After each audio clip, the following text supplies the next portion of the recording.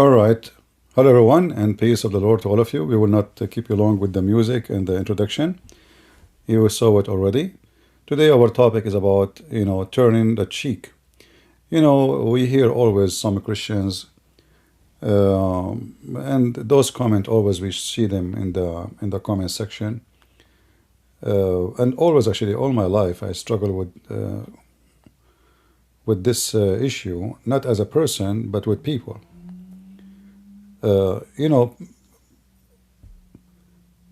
We have Christians, or the kind of Christians, who they are always use one verse to do anything they want.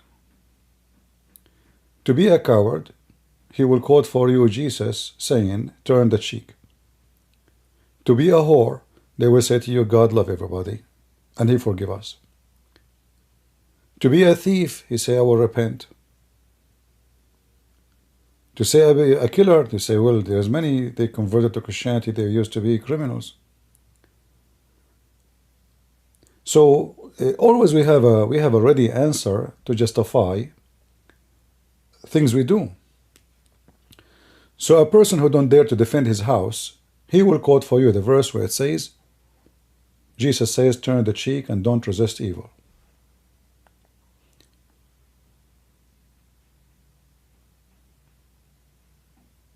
But this is really what the Bible teach? This is what Christianity teach? Those people, not only they are not Christians, those people are deceivers. They are evildoers. They use certain words from the Bible and they forget the rest. The Bible is a book. It's not a phrase. So if I want to quote what Jesus said, I quote what Jesus said, not only a sentence.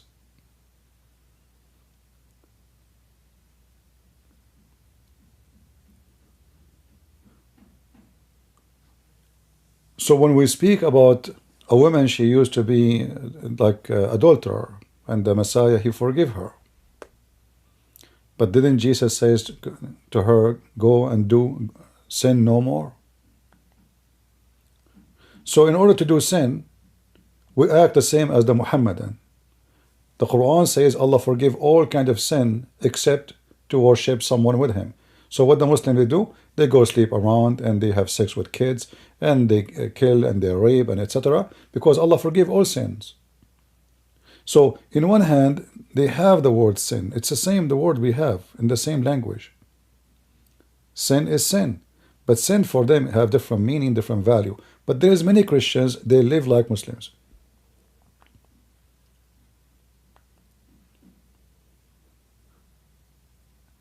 They go sleep around, and then God is merciful. We cheat, and then God is merciful. We lie, and then God, He'll love us. But every human being lie. We lie too. So what? We are not decent at work, at business, So what? I mean, I would repent. I will go to the church and ask God for forgiveness, and pray for 15 minutes, and that's it. I'm brand new now. So they lie to themselves, and they believe their lies, when all the Bible is against what they say, and absolutely what they say is absolutely false. And today our topic is the same. So now if we go to the Bible, and we check verses which many people they will use, I will start with the verses which people use for for their let's just say to prove their point. So we have, like in Matthew as an example, Matthew 5:38-39. You have heard that it was said, an eye for an eye, a tooth for a tooth. But I shall say to you, do not resist the one who is evil. And if one, he slap your face, slap your right cheek, turn the other also to him. Let us make the page smaller so we can have the whole image together. Give me a second. Yeah, maybe this is better. Now, regardless of the translation, I don't care for translation, because at the end of the day, translation are translation. not necessarily very much accurate. So everyone in the world, he is a Christian who wanna make himself submissive to evil. He used this phrase, very famous phrase. I remember once,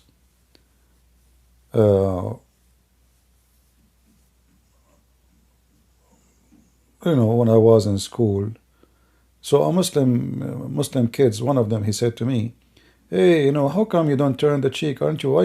Why you are not Christian like the rest? Why you are not Christian like the rest?" "What the rest? What do you mean?" He said, "Don't you Christian turn the cheek?" So the Muslims, they understood very well that those Christians, they've been taught to turn the cheek and not to resist evil. So he knew now he have a soft target. He knew that I can come to him, I can make fun of him, I can do whatever I want. He will not resist evil, because Christianity and Christians are not against evil. But this is absolutely false. This is the most disgusting understanding ever anyone can come with. Yesterday, a Christian, he posted in the comment section saying, "Christian Prince, let us refrain from hate." But what hate I'm teaching? Well, look like speaking against terrorists is hate in Christianity, according to this person. So, according to his understanding, you can go check the comments, still there. According to his understanding, that if we speak against evil, we are teaching hate. So look now what happened. Based on those stupid ones, I want to use the word stupid. I will use stupid. I will use all kind of words, even though the Bible forbids us from using that word against a brother. But those are not brothers, for those are the wicked men within us. For the one who promotes wickedness is a wicked man, and we can show you tons of verses about that. The one who don't even fight wickedness is a wicked man. The one who don't stand against wickedness is a wicked man. So now we are in a time where if you speak against wickedness, you are teaching hate. So what is the duty of a Christian then for those people? What make you Christian? What is a Christianity for you? You go to church and you wave your hand to Jesus. "Hey, hello Jesus, I'm here. Hey, I love you." And Jesus wave hand, you're like, "I love you back. How are you doing?" That's it. If we go and check what Jesus said and what Jesus did, we will find that Jesus, all his mission is to stand up against wickedness.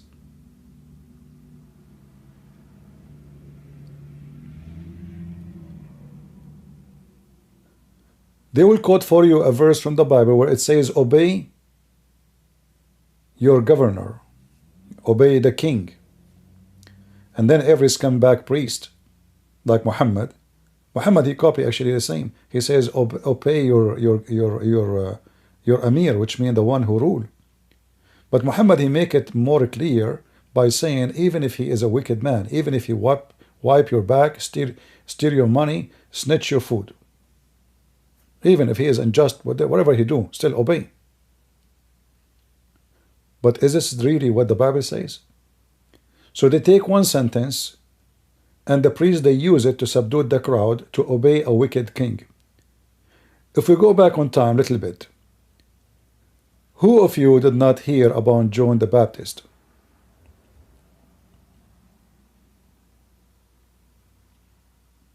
Anyone? Who here did not hear the story of John the Baptist and how he lost his life? Anyone do not know?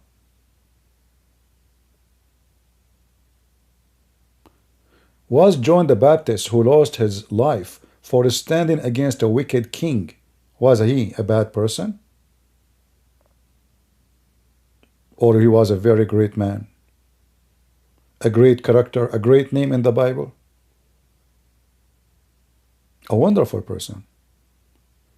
John the Baptist, he lost his life because he stood against a wicked man. So when the priest want, They will quote for you the one to obey the king, but they will not say to you, we have a great example about not to obey the king when he is wicked.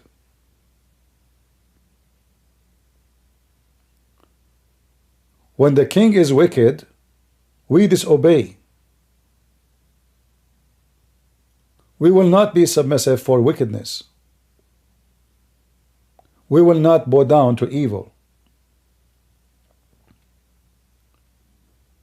So through time, there's many who work in the business of churches, because sadly, many churches became business, like Muhammad.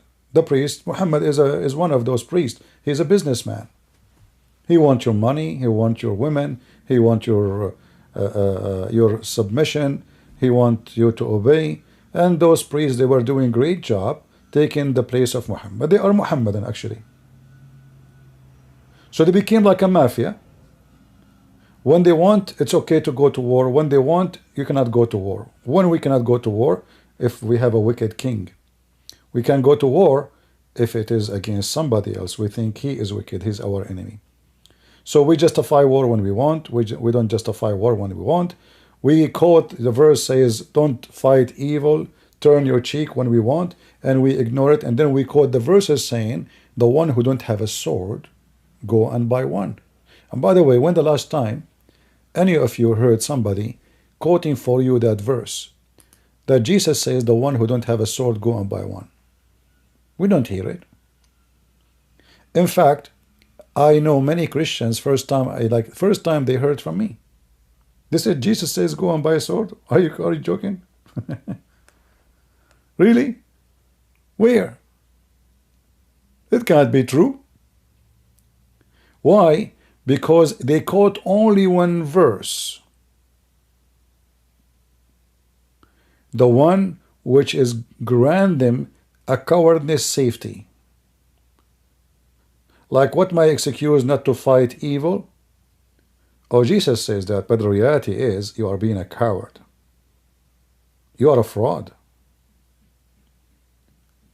When somebody says to me, Christian Prince, let us refrain from hate when I'm speaking against Hamas, the first thing you ask yourself, what would happen if this man, Hamas, came to him in his house when he is there, and they start raping his wife? Let us choose the three options. He will claim that he is following Matthew chapter 5, where it says, turn your cheek. And then, based on this, after they finish with his wife, he will give them his daughter. He will say, hey, listen, where are you going? We're not done. We have to finish the sentence. You raped the wife? What about my daughter? She is younger. This is the other cheek. I have two cheeks. Is that what Christ taught you? How stupid, how foolish you look when you claim that this is what Jesus said.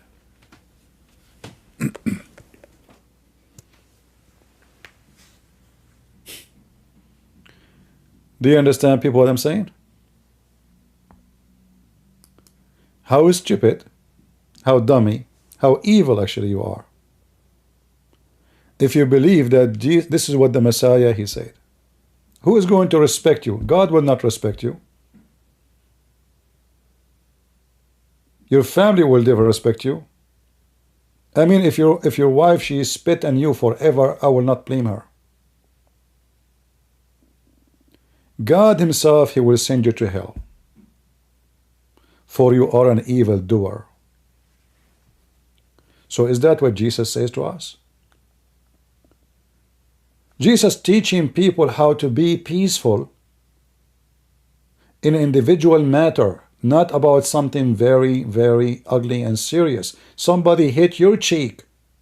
Not somebody want to kill you, not somebody want to rape you, not somebody want to burn your house, not somebody want to take your country. It is just somebody trying to do little physical harm or insult. A cheek is an insult. In the same time, in the time of the Roman, there was a law where if you hit somebody, like now, even now, there is some weird law, Like, you know, in Texas, not long time ago, I don't know if they still have it. There is some areas you are not allowed to put your laundry, like lingerie, in outside. Not allowed. There's a law you cannot put men underwear with women underwear. Funny, right? Doesn't make sense, but it's people, they make law. So there was a law, it says the following: if you hit somebody in the left cheek, you go to jail.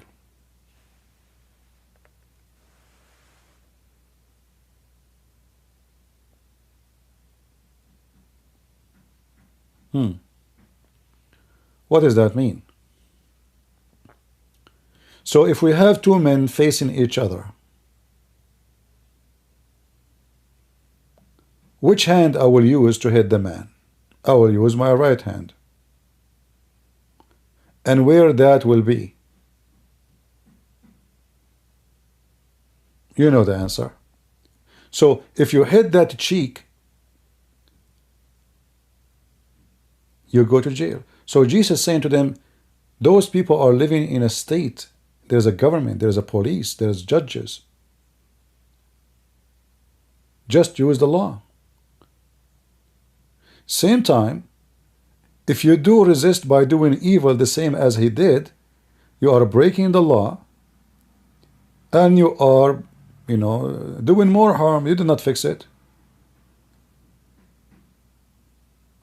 So what the solution now? We as a Christians, we start beating each other like you beat me, I beat you up, and we live in a country, we live in a state. There is a police, there is a government. So what the Messiah is saying to us, don't take revenge in a personal matter for something very simple. What about something not simple? Even though there's a law, you call the police, but if something happening right now, and you are the police, because you are the one who protect your wife and your family, you stand and you fight, and maybe necessarily if you have to kill the one who's attacking your house, then what you can do, you kill him. If this is what it's going to take to stop the death of your family member or yourself, then you defend yourself and you kill the criminal. So they take what it is for a very small thing. It's not about war. Jesus never had an army. When Jesus, he spoke those words, he was not speaking to leaders of an army. In fact, Jesus said, give to what to Caesar, to Caesar. What Caesar have? Caesar have army. Caesar have police. Caesar have court. Caesar, he have whatever he have.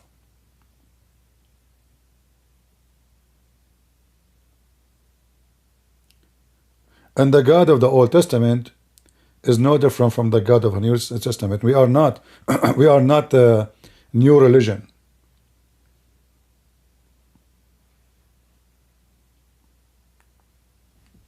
No Christian believe that we are a new religion. Jesus says, before Abraham I am. Abraham, he saw my day.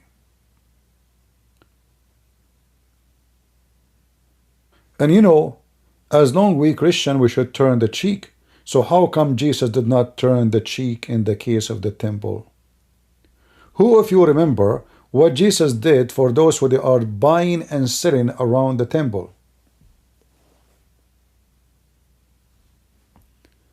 Just a warning for those people in the chat. I don't want to see, this is our rules here. Don't say I'm Catholic, don't say I'm Protestant, don't say I'm Orthodox. Otherwise, I will step on you with my shoes and I will send you free shipping and handling to Allah. I don't have time for donkeys. Here we are Christians. We are people who follow Jesus. You want to be Catholic, you want to be Protestant, you want to be Orthodox, take a truck and join Hamas. A bunch of dummies. I'm a Catholic. Like, what the heck is that? I'm Protestant. This is what they are good about. Nobody want to say he followed Jesus. They want to say he's a Catholic. They want to say he's a Protestant. They want to say he's Orthodox. Jesus is gone. They forgot about Jesus. Like, where is Jesus in your life? He's nowhere. They drop his name.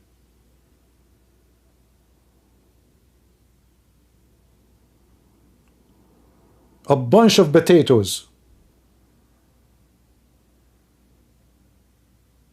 They are heroes. You see, the same people they speak about, we have to be friendly and peaceful. Just say the word Protestant, the Catholic go crazy. Say the word Catholic, the Protestant go crazy. But they are peaceful. Turn your cheek. We go to war against each other. We kill each other. There's hundreds of years of war between them, you know, killing each other. We love Jesus says, turn your cheek. Do you see how hypocrite they are? Do you see how those they call themselves Christians, how hypocrite they are? They are willing to go to war against each other, chop the head of each other for a debate over an icon or a picture. And then they say to you, Jesus says, turn the cheek.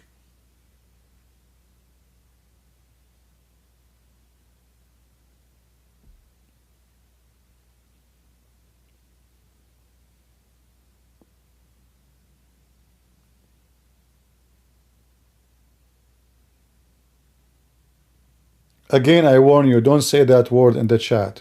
I don't want to see the word Catholic, Protestant. I will block you. I'm not joking. If you want to come to my program here, never say those words. Don't respond to me and say the word.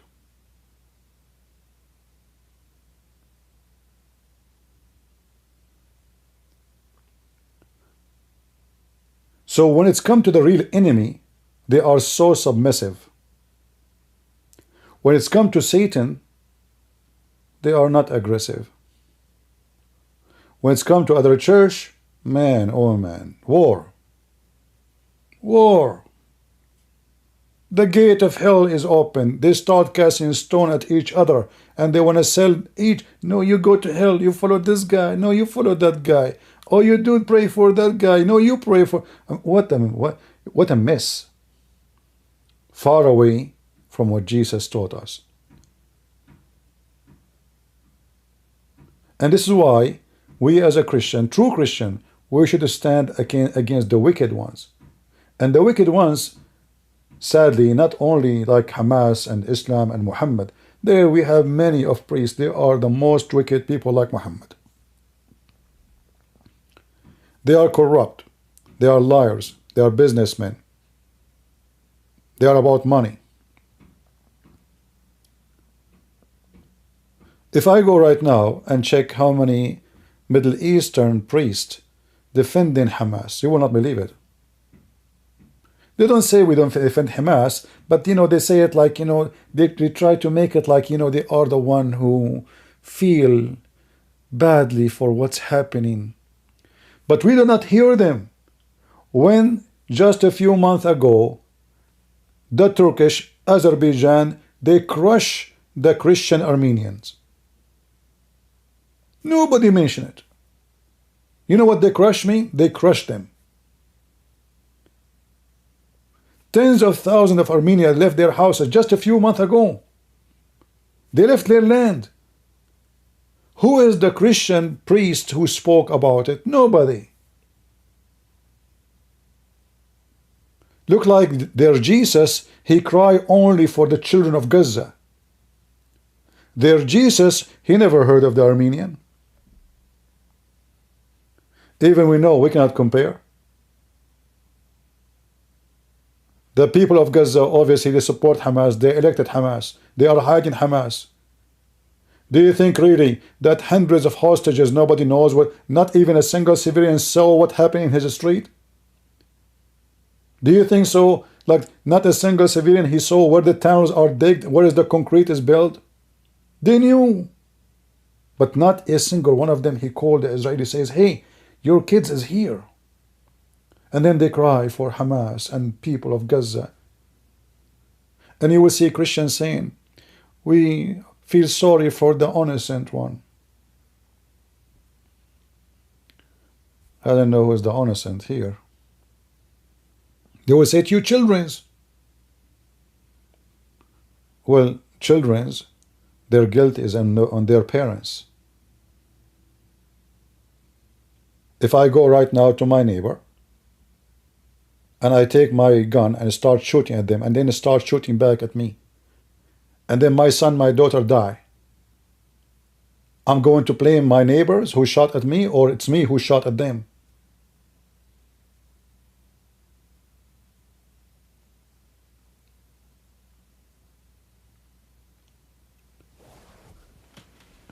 The Messiah, when he went to the temple, he flipped tables.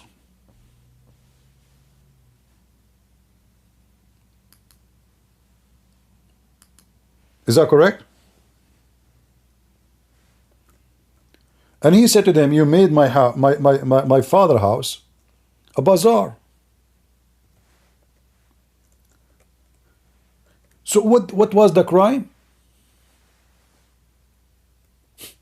What was the crime of those people deserve that we flip table, we kick them out, and he's using violence? This is violence.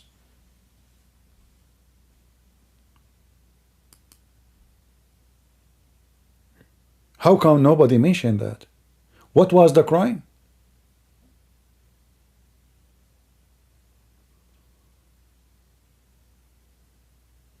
The crime they are making the outskirt of the temple, not inside even the temple. Not inside. They are not even close. You know, the temple have many squares. They are out. Those people, they want to make living. Is it against Christianity to make living? Absolutely not. But Jesus did not see it the same way. So why Jesus, who is the same person who said turn your cheek, is the same person flipping tables?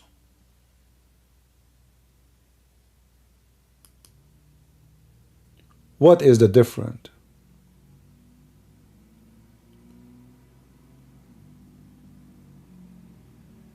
Here you will see that Jesus, he have the jealousy for the house of the Father.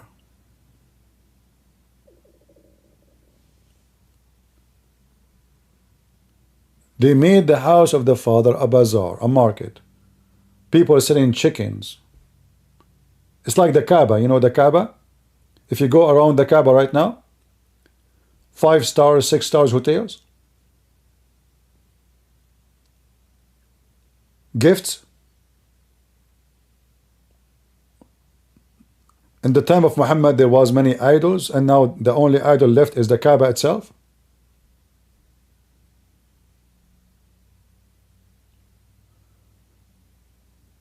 So when Jesus went to the temple,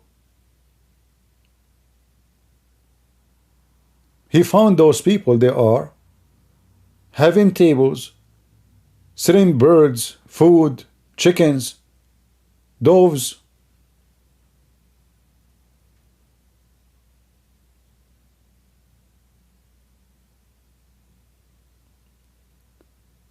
And then Jesus, he flipped their tables. He screamed at them. He used violence to keep them away.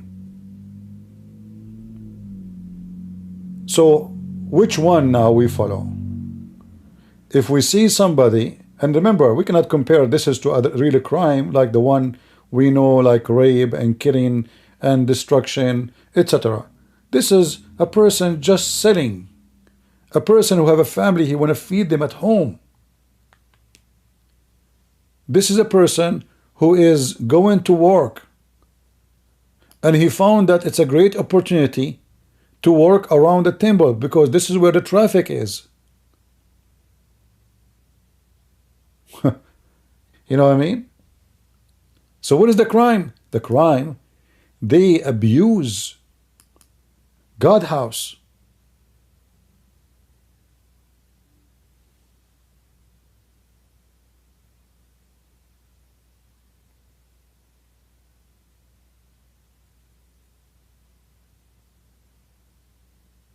That's all.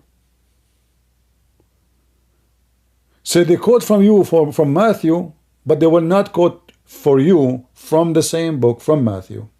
They quote for you from Luke, but they will not quote from you from the same book, Luke, because they quote only the verse they like. So they gather all those verses together. They will say to you, look, all of those, look here, it says, look, love your enemy, do good to those who hate you, bless those who curse you, pray for those who abuse you. I mean, what do you want more? What do you want more proof that you should not fight evil? This is absolutely not what Jesus is saying.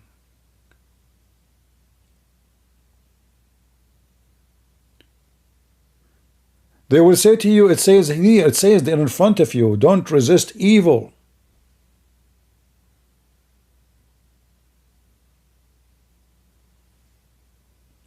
Don't resist the one who is evil. It's in front of you.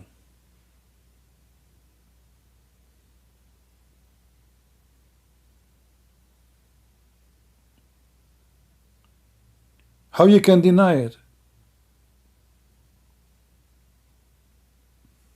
But Jesus was telling them, don't resist evil by evil. The resistance he's talking about is not to be evil. So if somebody come to hurt my wife, I don't go and hurt his wife on purpose to hurt his wife.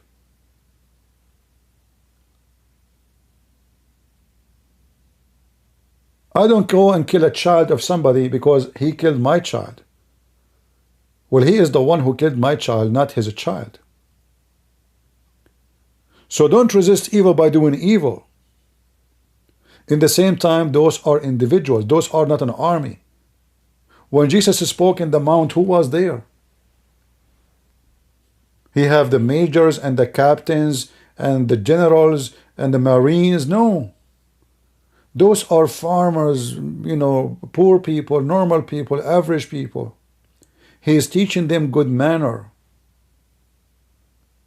And then if all the group follow the same teaching, then who is going to do evil anyway?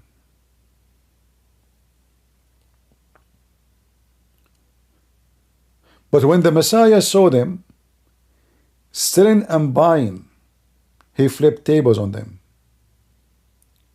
What about the Messiah says, go and buy a sword?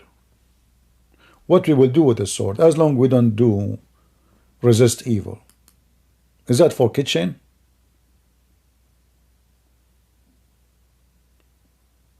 Look, when they quote for you Luke,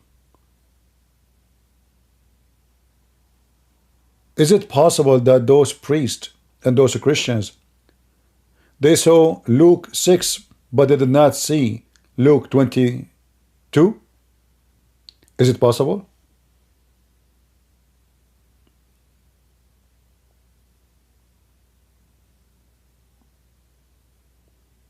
If you go and read Luke 22, you will see that Jesus is preparing for them a mission. There's a mission when the mission have a struggle and involve weapon. Now here, we have to take a note that Jesus did not attack anybody, but obviously the swords is to defend himself. But not to be the aggressor and not to be evil. So how I can put together one verse saying, in the same book, turn your cheek, another verse saying, let me open the verse, hold, give me a second. Luke 22:35, something like this. 35 to 38, I think.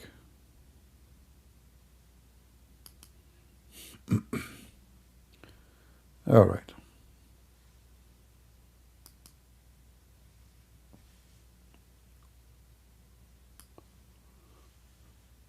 So if we look at the verse here,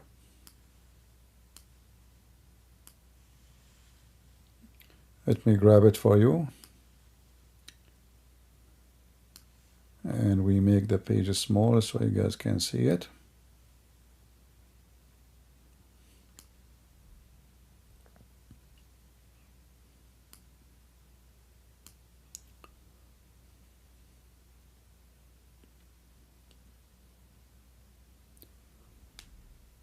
When Jesus says to them, you know, like always I send you, you don't have wallet, you don't have food with you, you don't have anything with you. Have you ever suffered from any, like you are not provided what you want? They said no. He said, but for now there's something new. There's something else. Your mission is changing.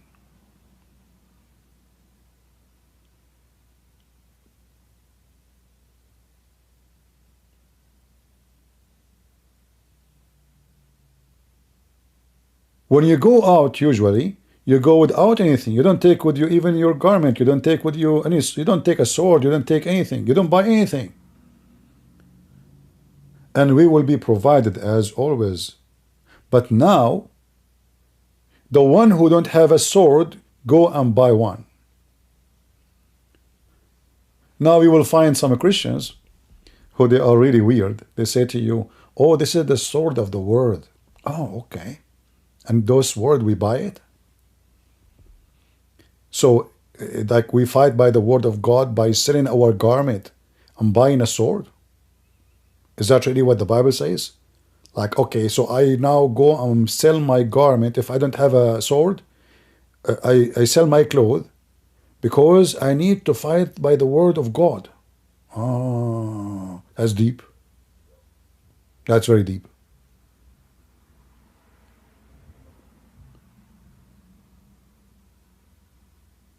Isn't it Jesus, after he told them, the one who don't have a sword, go and buy one, and they said two, and then later we find that Peter, he's always carrying his sword with him? Isn't it what Peter, he did when he cut the ear of the soldier when he came to arrest Jesus? Now, one of them will say, see, well, Jesus told him, put your sword down. Yeah, Jesus says, put your sword down. You don't want me to take the cup? Which means Jesus, he knew that he is going to do this. He is telling Peter, don't prevent what I came for. They quote only what they want, and they forget what they want.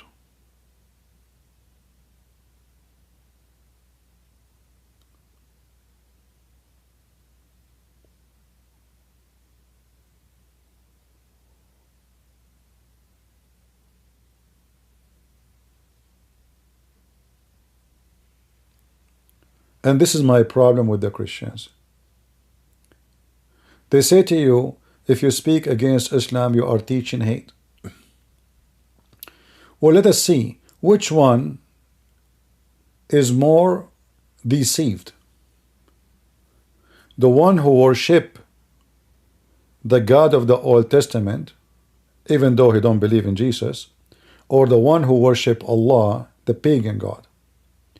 You will say, well, at the end of the day, Jesus is Savior. I agree. But we cannot say it's a saint. But yet Jesus, when he spoke to the same people, he said to them very aggressive words. He called them evildoers. He called them children of Satan, of serpent. You are like your father, the devil. So, if we speak against Islam, we are teaching hate. If we fight against terrorists, we are not Christians.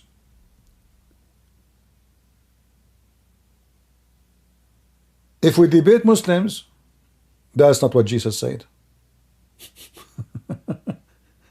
But if you go and read the Bible, you will see that Jesus, he spent his life debating people, even insulting them, calling them all kind of names which they deserve. Liars, hypocrite, evil, son of serpent.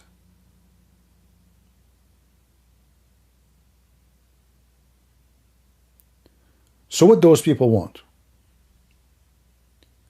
Do they want you, in order to be a Christian, that if somebody come to your house to rape your wife, you let him please come in? If you ask them, who of you is willing to open his door to the thief and say, hey, the thief, he came to your house. Now he took all your money, but he forgot to open another drawer. He says to him, listen, I did not turn the other cheek for you. Listen, I have more money here. Come and take it. I'm a Christian. I mean, you are so silly, so stupid, so dummy. You have nothing to do with Christianity. You are a potato. You are literally a mashed potato. You are corrupting the word of God to satisfy yourself with your cowardness.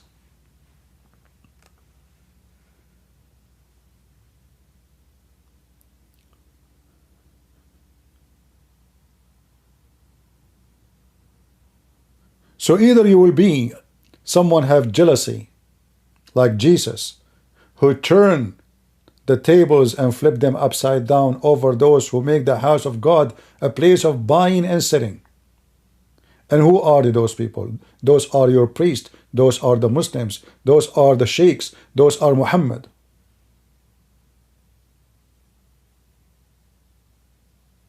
So a Christian who witness anyone he temper with the house of God, with the word of God, he should be jealous like Jesus. And he should do what is good to do, fit with the incident. So if somebody come in to rape your wife, you give him what he deserves. Whatever, even physical act you need to do in order to stop a physical crime. If the crime is by words, then we respond by words. If the crime is a lie, we respond by the truth.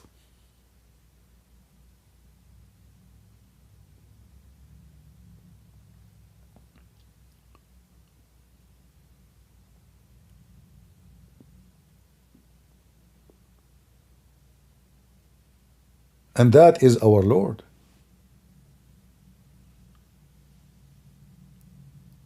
All his life is about struggling with liars. He came to fight evil. So when he said to you, don't resist evil, he's not talking about we don't resist the evil. We don't resist evil by evil. And there's other verses in the Bible speak about that. You see, the Old Testament and the New Testament, they complete each other.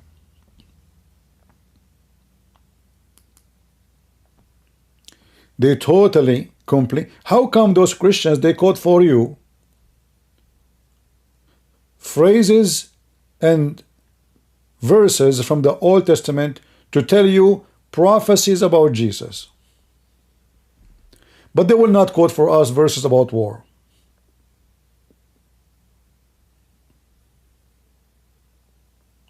Isn't it this is weird?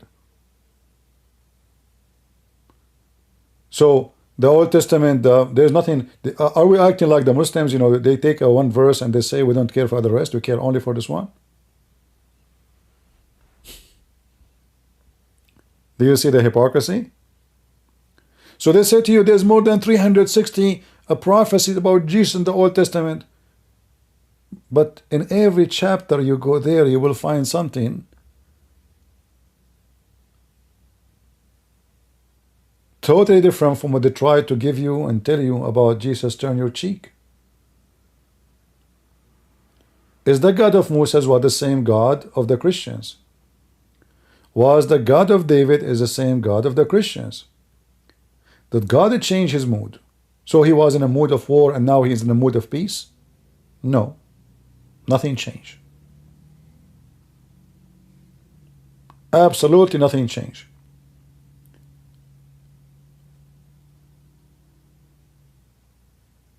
You know, when the Messiah, he gave a parable about when the king, he come back. And he will say, bring those who disobey me, which means the one who don't believe in me, and slay them. I mean, what language Jesus is using? Slay them. I mean, you could not find a better word.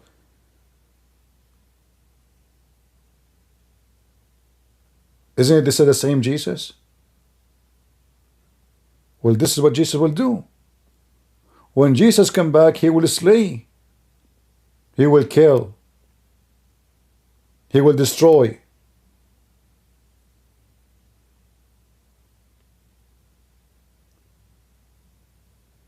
Is it the same God of the Christians? Is the same God who did the flood of Noah?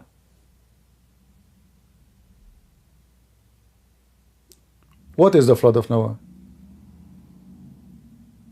Washing the ground from every living thing except certain individuals. That's it. Children's, women, doesn't matter. Everybody go.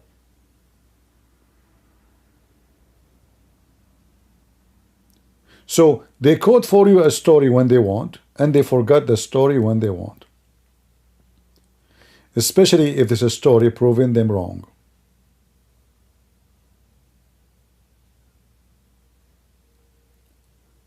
And now we are talking about Israel. So a couple of thousands of terrorists, they come to Israel, they chop head, they burn children alive, they rape children, they rape women, they kidnap them, they kidnap even dogs. So shall Israel turn the cheek? Is that what Jesus said?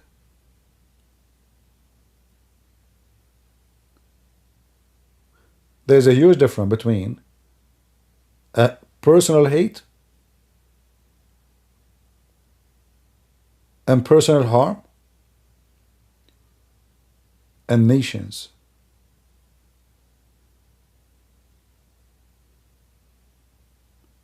And the proof of that is in the Bible. Isn't it God, He promised His people that nobody will touch you?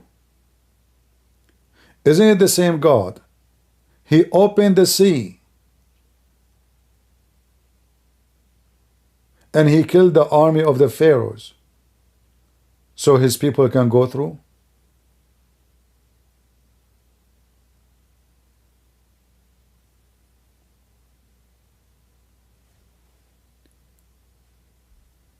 We have the same exact person as God.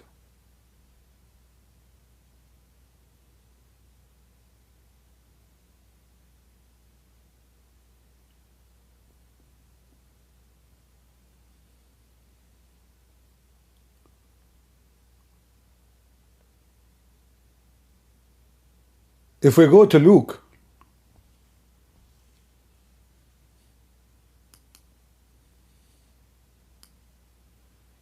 we are in Luke right now, but let's go to other verse in Luke.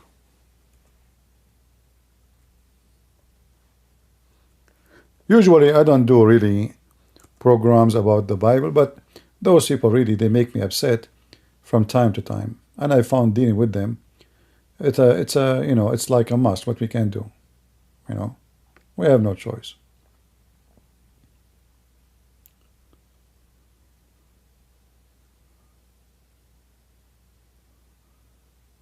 If you read Luke 3,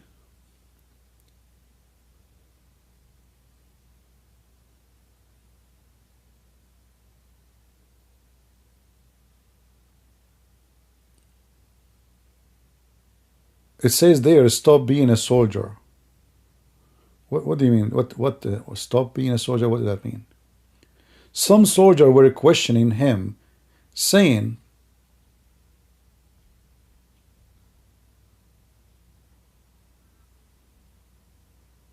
like they are asking questions, you know, they are demanding things, you know. And the soldier likewise demand of him, saying, what shall we do? And he said to them, do violence to no man, neither cause any falsely. Be content with your wages.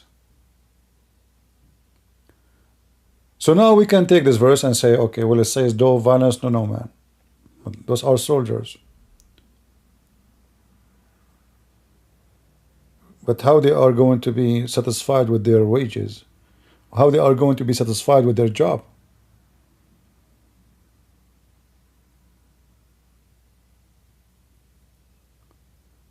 In fact, what the verse here is saying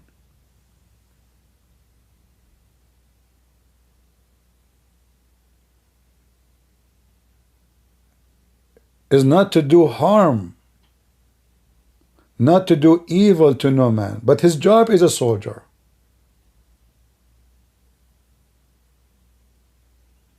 It doesn't say don't be a soldier no more, like leave your job.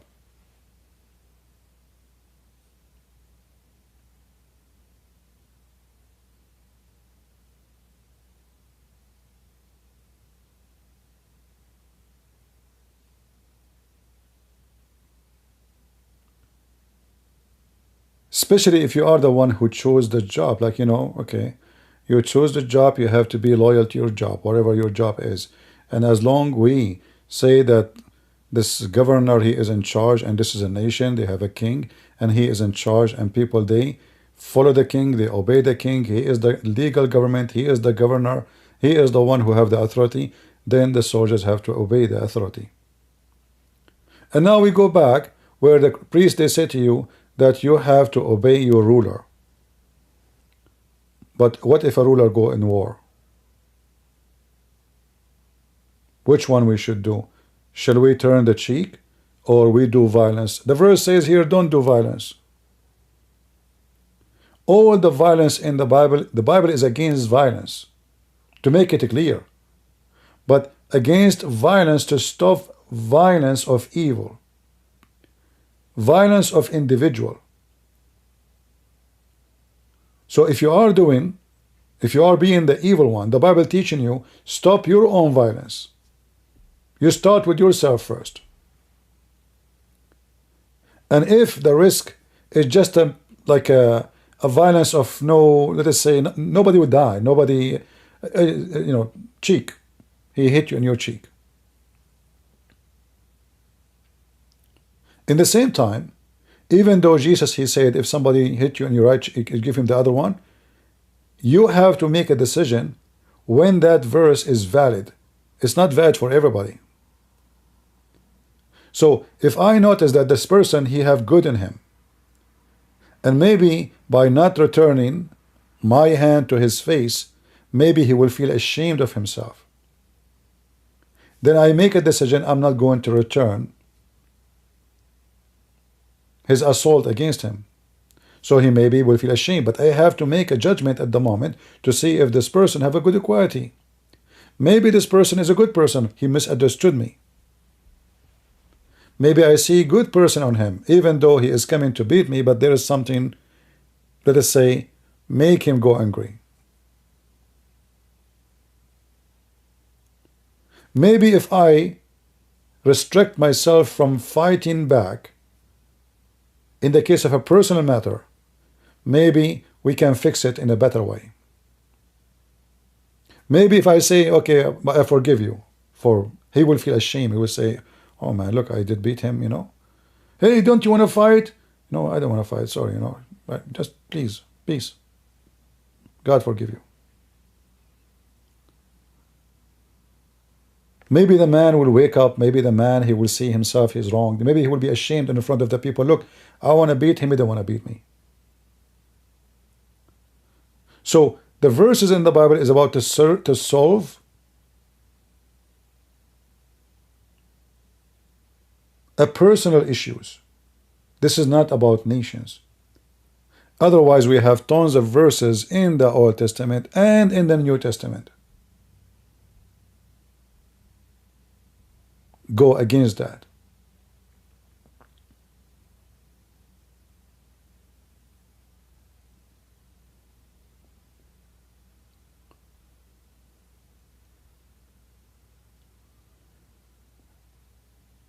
Is the book of Exodus, or isn't it the book of Exodus says you shall not kill? So we have the same in the Old Testament. We shall not kill. You shall not murder.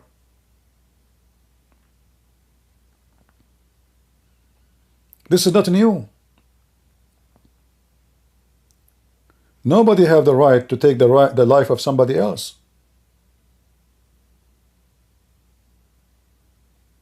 However, we don't have the right to take the life of somebody else, but if somebody took the life of somebody, then that person, he lost his right to live. If somebody murders someone, this is what the Old Testament said, and this is what Jesus said. The one who lives by the sword shall die.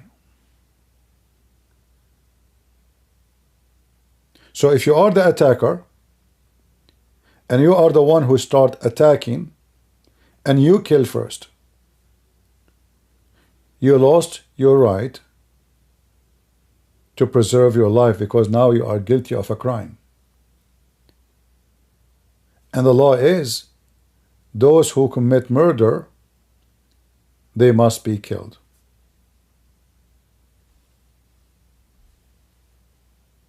Is that violence? No. Even though it's death. I mean, the guy will be killed. What do you want more? If this is not violence, what violence then? Violence is you attacking somebody. You have no right, you have no position, you have no ground, and yet you are the one who is taking the action against someone who caused no harm to you. That will make you an evil person.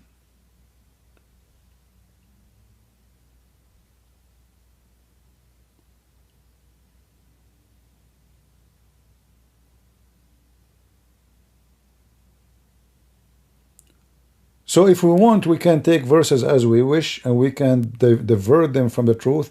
But remember, Christ is coming for justice. He is not coming to increase evil and to support evil. And Jesus stood against evil. And even sometimes evil is done in the name of God. Like when the Jews, they come and they want to stone the women. And then Jesus says to them, the one who don't have a sin, cast your stone.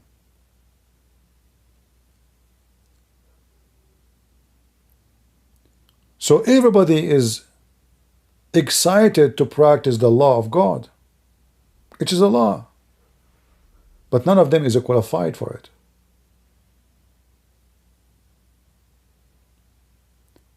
But does that mean Jesus is defending someone doing evil? Does that mean Jesus, he is telling the women, go and be a prostitute, go sleep around? Or Jesus says to her, go and sin no more. It was just an opportunity for you to repent. And obviously the Messiah, he noticed that they are chasing the women, but there is no man. Hypocrites. Have you ever heard of somebody committing adultery by himself or by herself? What is the man? So they go after the poor women. Maybe the man is a rich man, important man. Nobody there to touch him. They chase the poor lady. So here we learn that the Messiah is against violence, support mercy, support peace, but stand against evil. He stood against evil from the beginning of time. He stood against evil when people, they make the God name a business, a bazaar around the temple. He stood against evil, those who they are coming to stone a woman, even though she is guilty. But they are no better.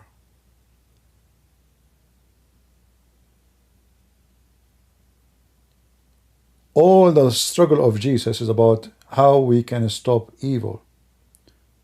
So if Jesus says don't resist evil, he's talking about not to resist evil by evil. This is why he mentioned, it says to you eye for an eye. Well, this eye for an eye is still valid. Because we just mentioned, the one who killed, he must be killed. If somebody killed, he must be killed. Jesus is not saying to them, don't practice eye for an eye, but I say to you,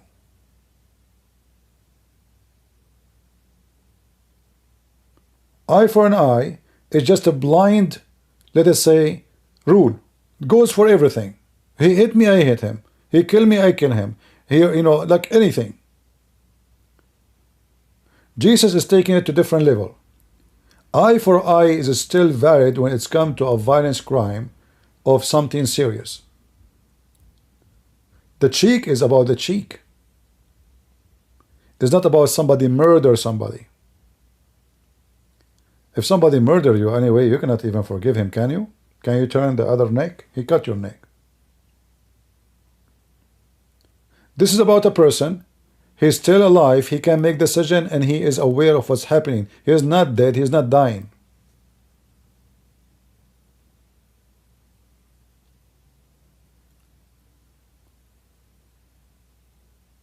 So, can we Christians go to army? Absolutely. Can we Christians have an army? Absolutely. Can we have police?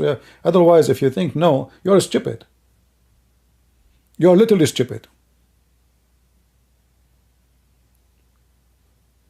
Jesus, he set the rule for us. If you go to Matthew 26, where he said to Peter, put your sword back in its place. Who is the one who took his sword first? Peter. Who is the one who hit with his sword first? Peter. Who is the one who did the physical harm first? It was Peter. It's not the soldier, he hit Peter. It's not the soldier, he tried to kill Peter. It was Peter. He could not take it to see that they are coming to take the Messiah. So out of his jealousy, he decided from his own decision to take action into something extreme. Then what Jesus says to him, that the one who lives by the sword shall die. So, but Jesus, he just said that I approve the Old Testament eye for an eye. Are you with me?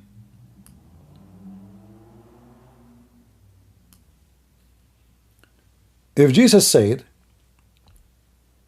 the one who lives by the sword shall die, that means Jesus, he just repeated the penalty of death in the Old Testament. You kill, you will be killed. That is justice.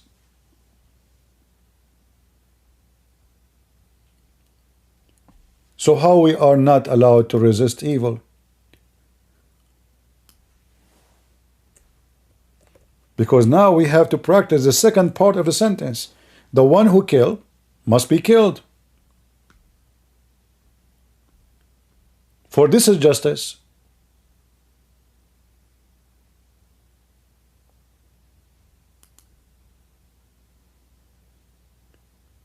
Then said unto him, put again the sword into the place, for all they take the sword will be perished with the sword. So they take with the sword. The translation here little bit hard to read. You can read different version. If you take life by the sword, well, you will be perish, because this is where that will take you. So if Muslim terrorists, they take a sword and attack us, they will be perish by their own sword. Because if they did not use their sword against us, we will not use our sword. If a criminal did not come to my house to kill me, he will be safe. I will never attack him. I have no business with him. Why I want to attack him? He perish by his own hands. Those who commit crimes, they kill themselves by doing violence, which is not justified in any way, in any mean.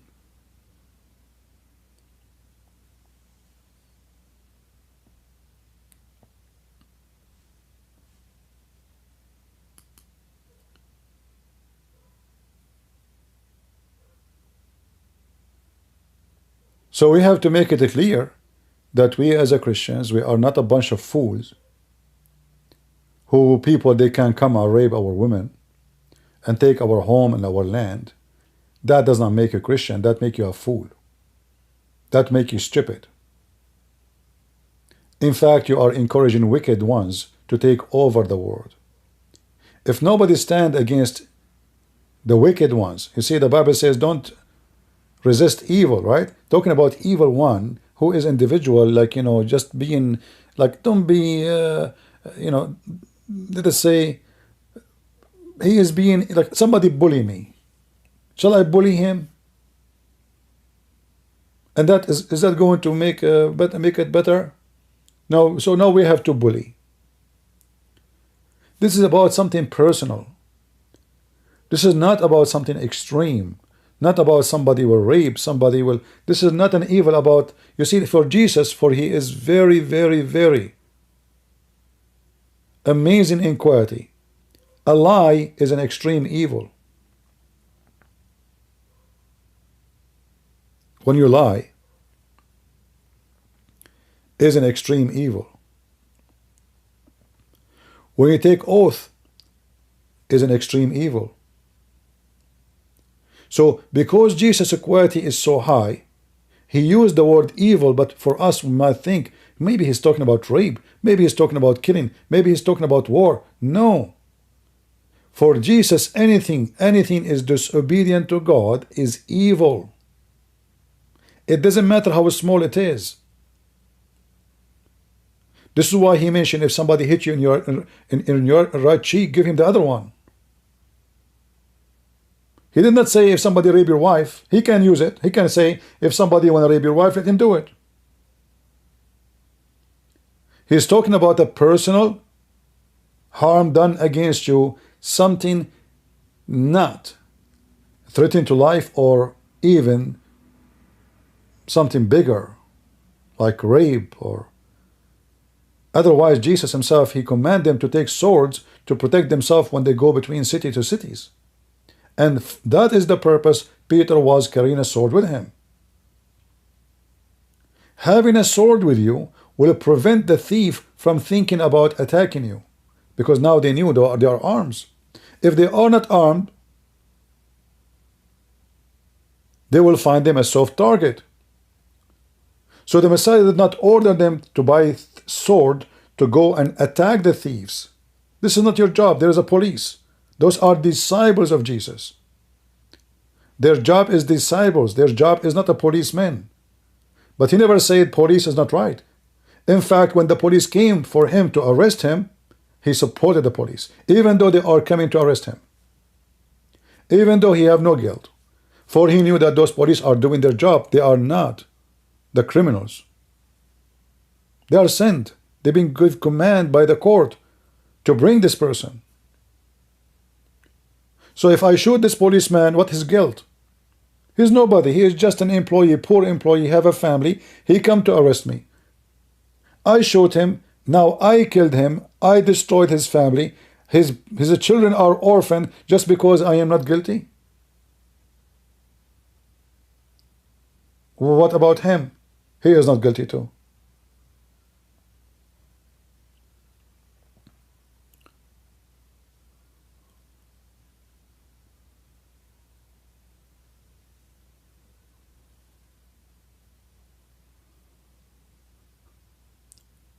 So don't take the Bible by a verse and leave the rest.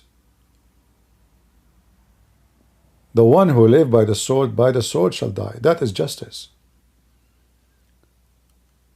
The Old Testament have all the law. Jesus, he said, I did not come to destroy. I came to complete, to fulfill. Is that true? Is it true that Jesus says, I came to complete?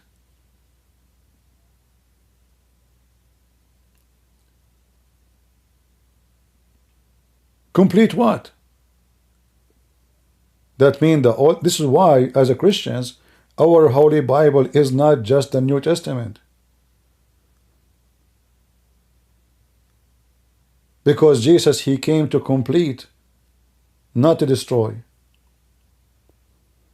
That book is our book. That law is our law. That God is our God. The God who said to them, when you go to the field, when you go to war, I will be with you, I will be fighting with you, is the same God. But why God is with them? Because they are right.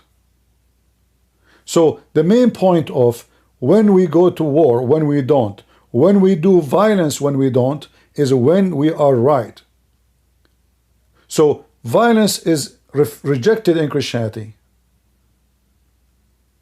Totally rejected.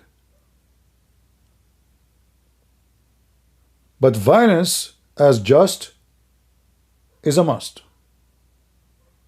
It's not because we like it, it's because we have no choice.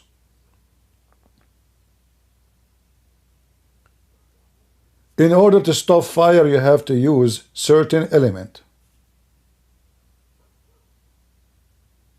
It's the nature of physics.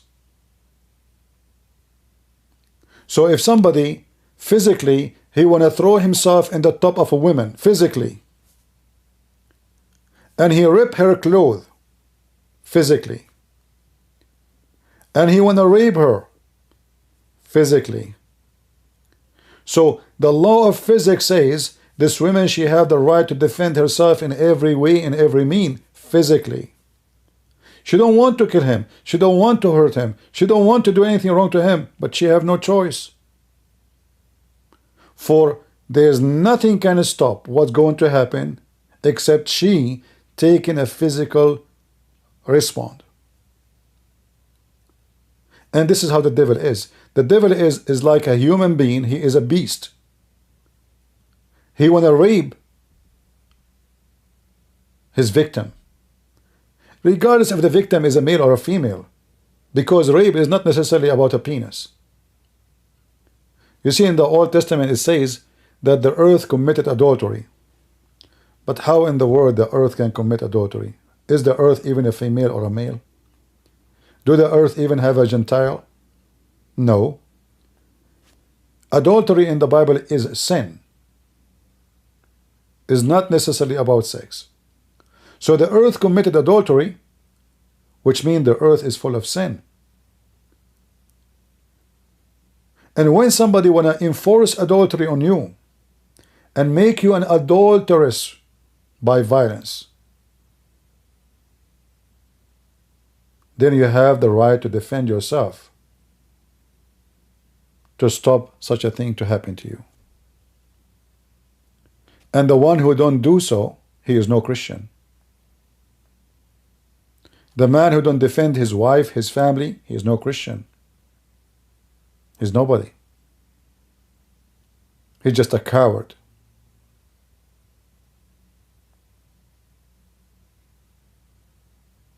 He's a coward who used some verses to hide behind him in order to get away from guilt, in order to get away from maybe getting killed, defending your family, defending your wife.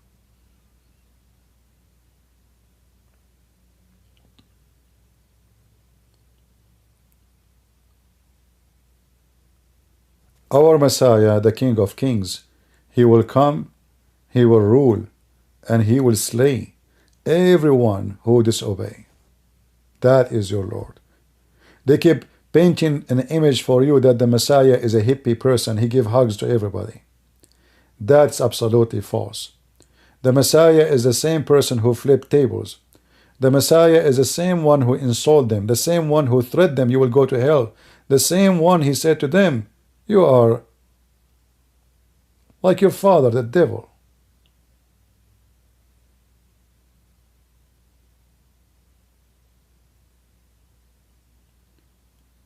The Messiah was not nice. The Messiah was not friendly, not with sinners who they are evil. The Messiah was very friendly with a sinner who was not evil by heart, but she is doing something wrong, like this woman, she is caught doing fornication. He was so nice to her. I don't judge you too. Go and sin no more. And this is you as a Christian, this is how you make decision. There's a time where you go and say, I forgive you. Go and sin no more. And there's a time where you act like Jesus. Bring them in the front of me and slay them. Why? They killed. They are criminals. They rape. So for sure,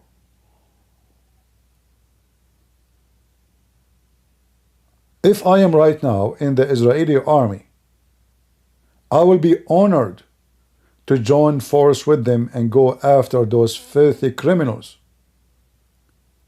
You know, when in the Old Testament speak about the Amalek, when they attack you from the rear. They attack you from where? From the rear. Do you see how God is so angry from them? He told them to kill them all. Why? They attack from the rear. Do you know what the rear mean? In war, men, they go in the front.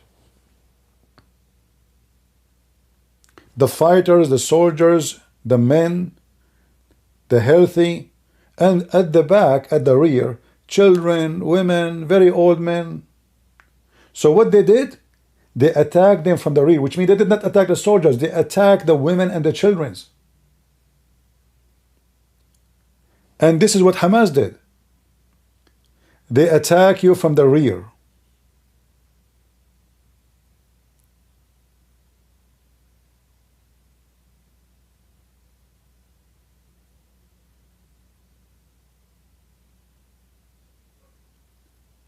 So what the response of God to what they did? Kill them. Who of those who claim that Jesus, he never promote to go in war, he dared to say that God in the Old Testament was wrong? How come you approve the story there, you don't approve the story here? It's the same story.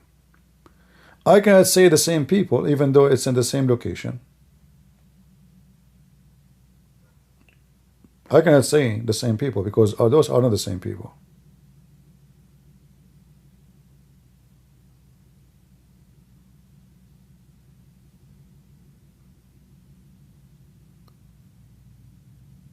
So I say to you, a Christian is not willing to defend his house, his family, his land, his country is no Christian. In fact, you are an evildoer. A Christian who see a woman being raped and he watch and he say, I don't care, he is a rapist. He himself is a rapist. He is a partner in the crime. Either you will be the same as John the Baptist, who stood against a king, not a guy in the street, a king. And what the king did, he chopped his head. They tried their best to make him change his mind. He is very, very beloved by the people. He knew that will make a lot of people angry. The king, he knew that. Still, John the Baptist, he will never bow down to a wicked man. He stood against evil. He did not use sword. Well, he don't have one. And if he have one, what he can do with it? This guy is a king.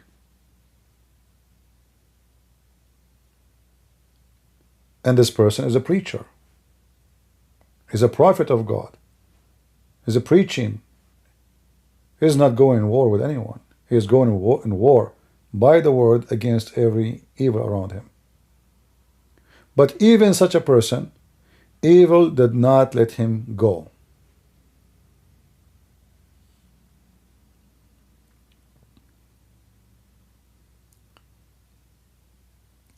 So I hope the topic is covered. We can give way more verses. You know, we have tons of verses, by the way, to support everything we are saying. But use your common sense as a human being.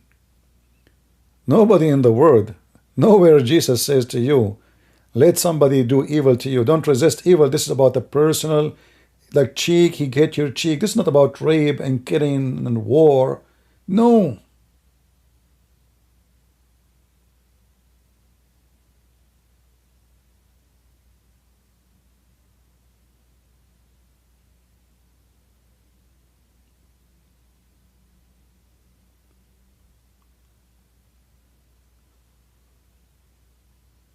When you permit a murder or a murderer,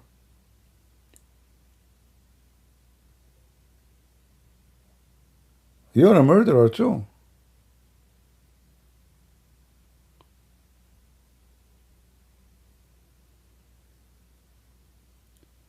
You know, if I was in Israel a day before Hamas attack, and I heard that Hamas is going to attack tomorrow. If I make a phone call to the Israeli, I know that this call will cause those Hamas, all of them, they are coming tomorrow, they will die. If I don't make the call, I know a lot of Israeli will be killed. So either way, a lot of people will die. What I should do? Remember, according to your logic, Jesus said, don't resist evil. So if you make the call, you're trying to resist the evil of Hamas or the Muslims terrorist. Why you want to resist evil? Based on your logic, I should not make the call. Because by making call, you are going to prepare the other army to be ready to the other army, and then they will slaughter them. So which one I choose? Obviously, your common sense will tell you what to do. And if you decide not to make any call, you are the murderer. You are the one who killed all those children.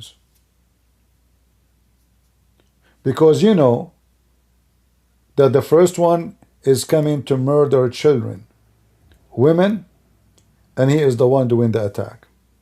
And you could prevent the result, but you decide, even though you do not carry guns, you just make a phone call. But you decide not to prevent them from doing it.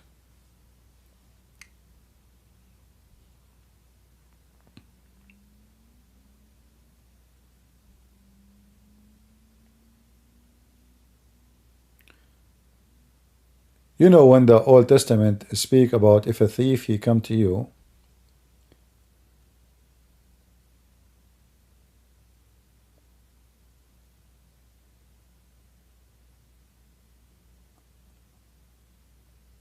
to your house.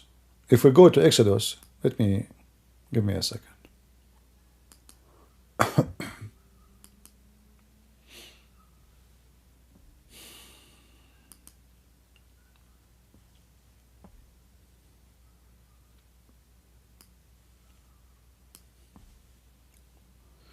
All right.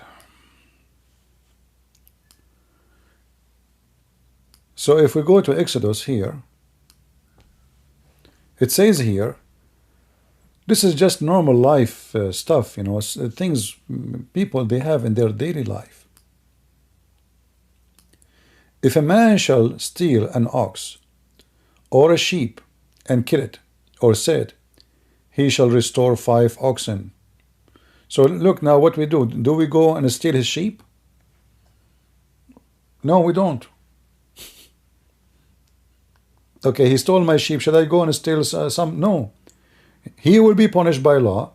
And the law says you do this. You have to pay back multiple cows or sheep or whatever animal is.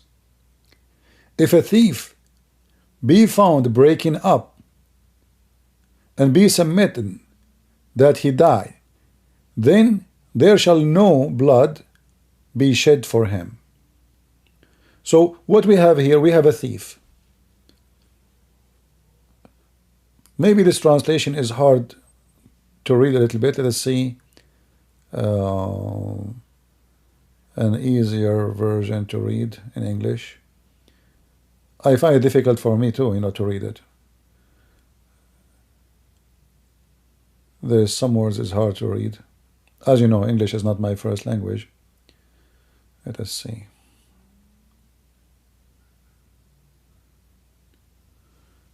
Okay, let's see the new version of it.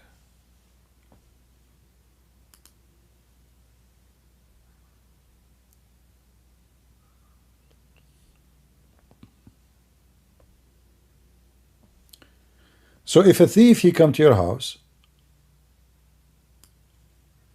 and he found breaking in and he struck so that he dies, there shall be no guilt for his bloodshed.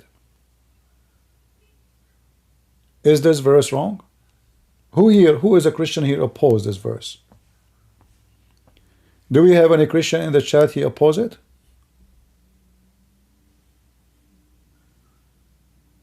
If there is any Christian in the chat he oppose this verse.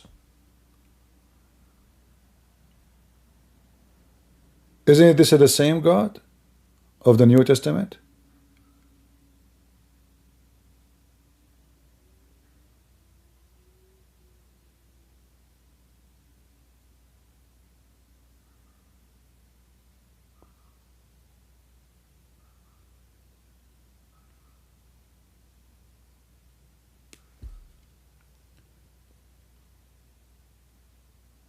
Remember, here is just a thief. But you will notice here the verse, by the way, it making a differentiation between cases, if it's night, if it's daytime.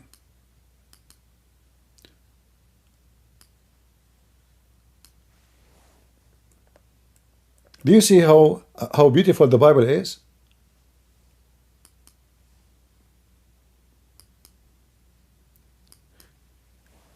If you read carefully,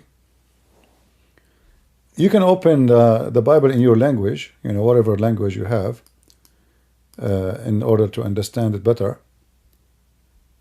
And then you will see that the Bible here making a differentiation between, even timing make a difference for the law.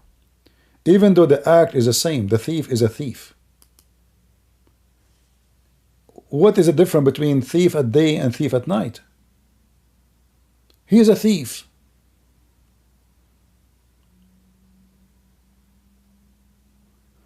But the one who come at night, he is taking advantage of people, and he might be even coming to kill.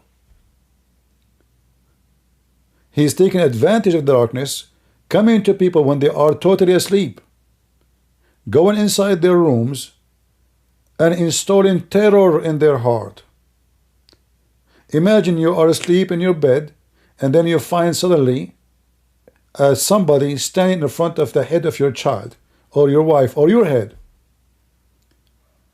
So here you notice that even the Bible deal with the person, the same crime, depend on the timing. By the time I know he's a thief, I notice he is not coming to kill, he's just a thief.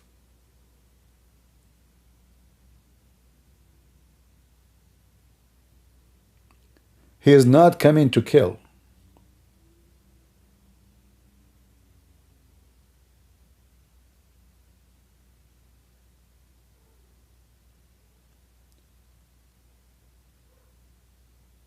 So do we have the right to resist thieves?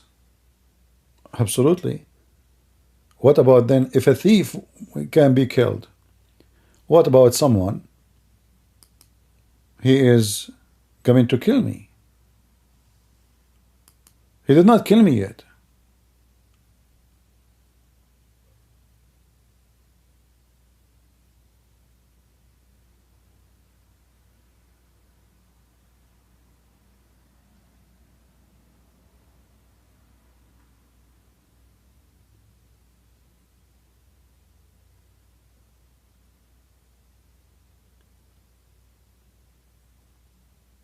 What we need to do, maybe, if we are reading a book where it's speaking to people thousands of years ago, but still, many things which happened at that time is still happening now. Thieves, still thieves. Rapists, still we have rapists. Maybe people today, they are not fighting over a cow, but they are fighting over bitcoins.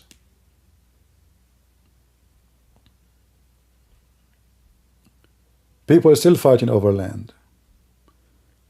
Still we have rapists. Most of the crimes exist at that time. It still exists the same.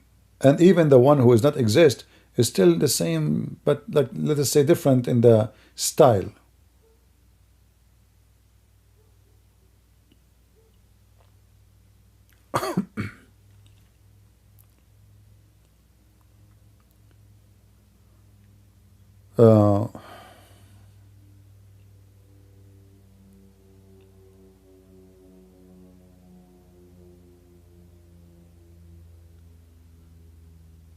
And the funny is, some of them, they will try to say, well, Jesus did not resist crucifixion. Well, Jesus, he is coming from the first day for this. This is why Peter, he told him to put your sword down. And he said, you cannot prevent this cup from me. Are you going to prevent it? So Jesus' story is not your story. Are you born so you will be crucified? Is that your mission? No.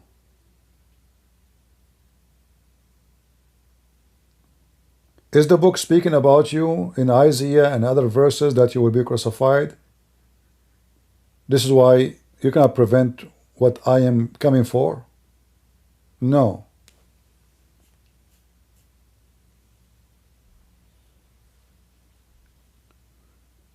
Do we have any question?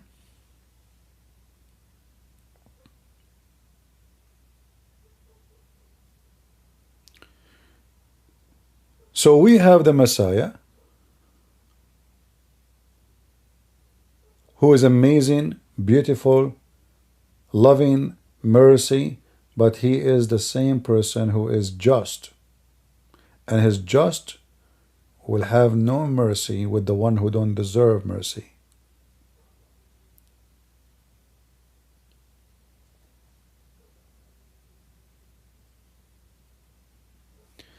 Someone saying, if Jesus destined himself to be killed, does that mean he committed suicide?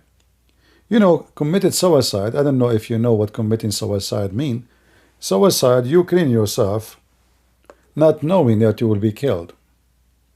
There's a huge difference. And obviously, some of us do not even know what the word means. So, if somebody, you see, we are talking about the Messiah who he knew the future. Is that correct? If the Messiah is a person, he is qualified to be say that he knew the future.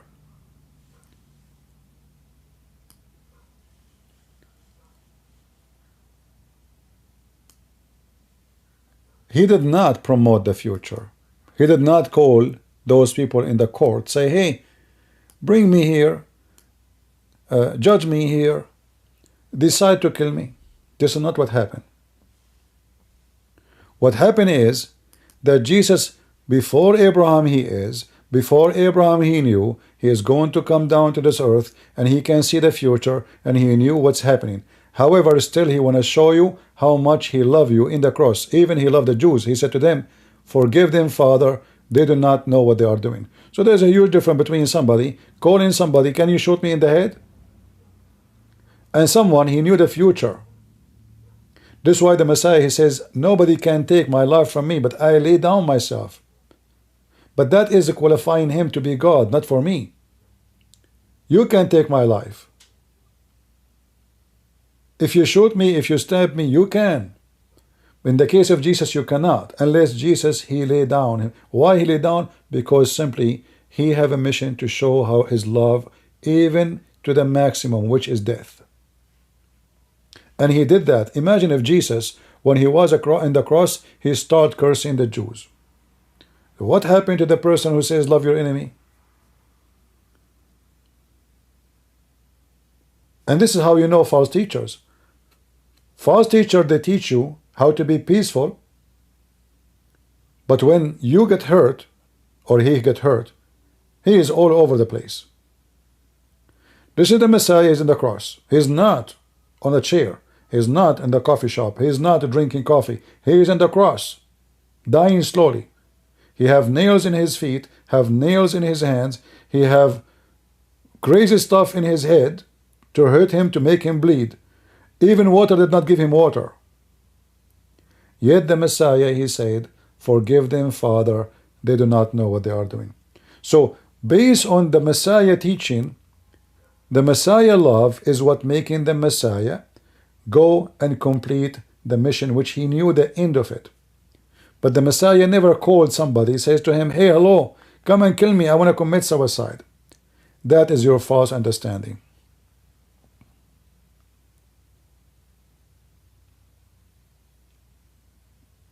All right?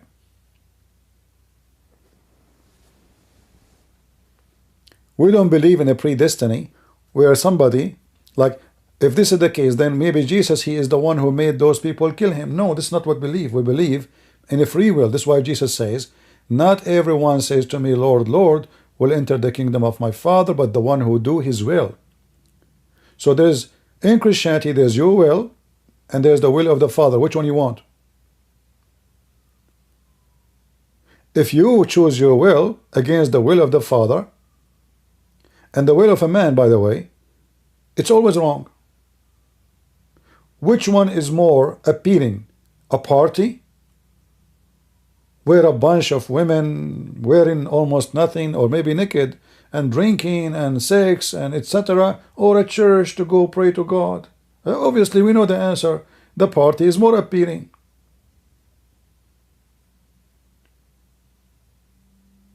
If we say right now, there's a famous singer is coming to town, how many people will be waiting downtown for him? But if we say there's somebody want to preach about Jesus in the street, in the corner of etc., how many people will be there?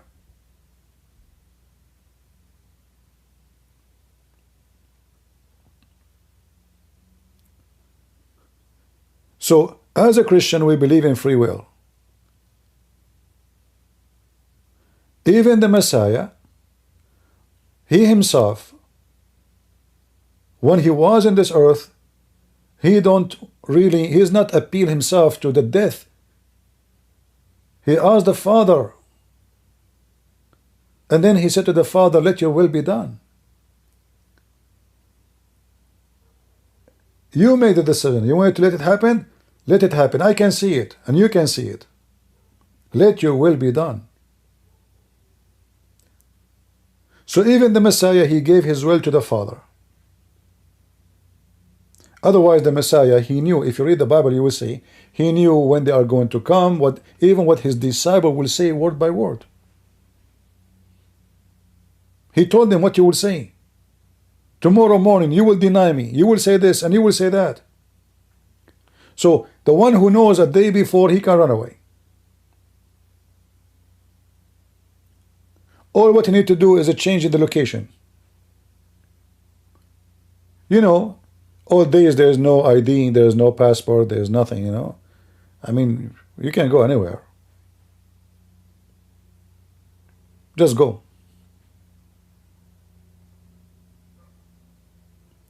How can there be free will if God all-knowing? That's very easy. Future can be seen by God, can't be seen by you, but you make your future. So if your future is already made by you or not, does not change the ability of God. This is not about if it's made or not yet. It's about God, he see the future.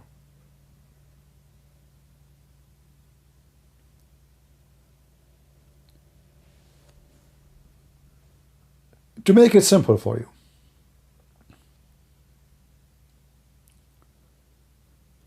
when we have weather news, the weather news, are they really predicting or they knew the future? They are prediction.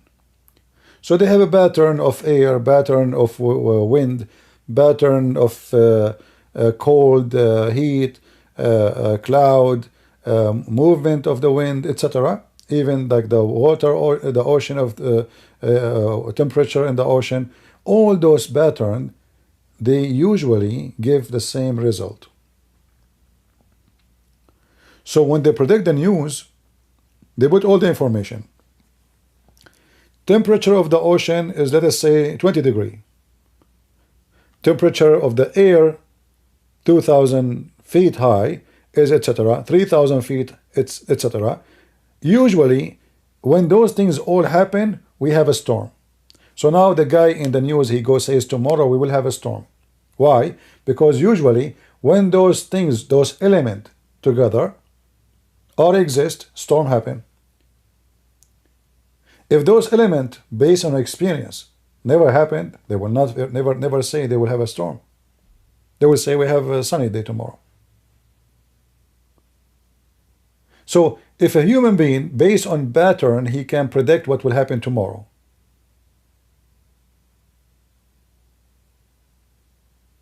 Can God have his own technology? Or he cannot?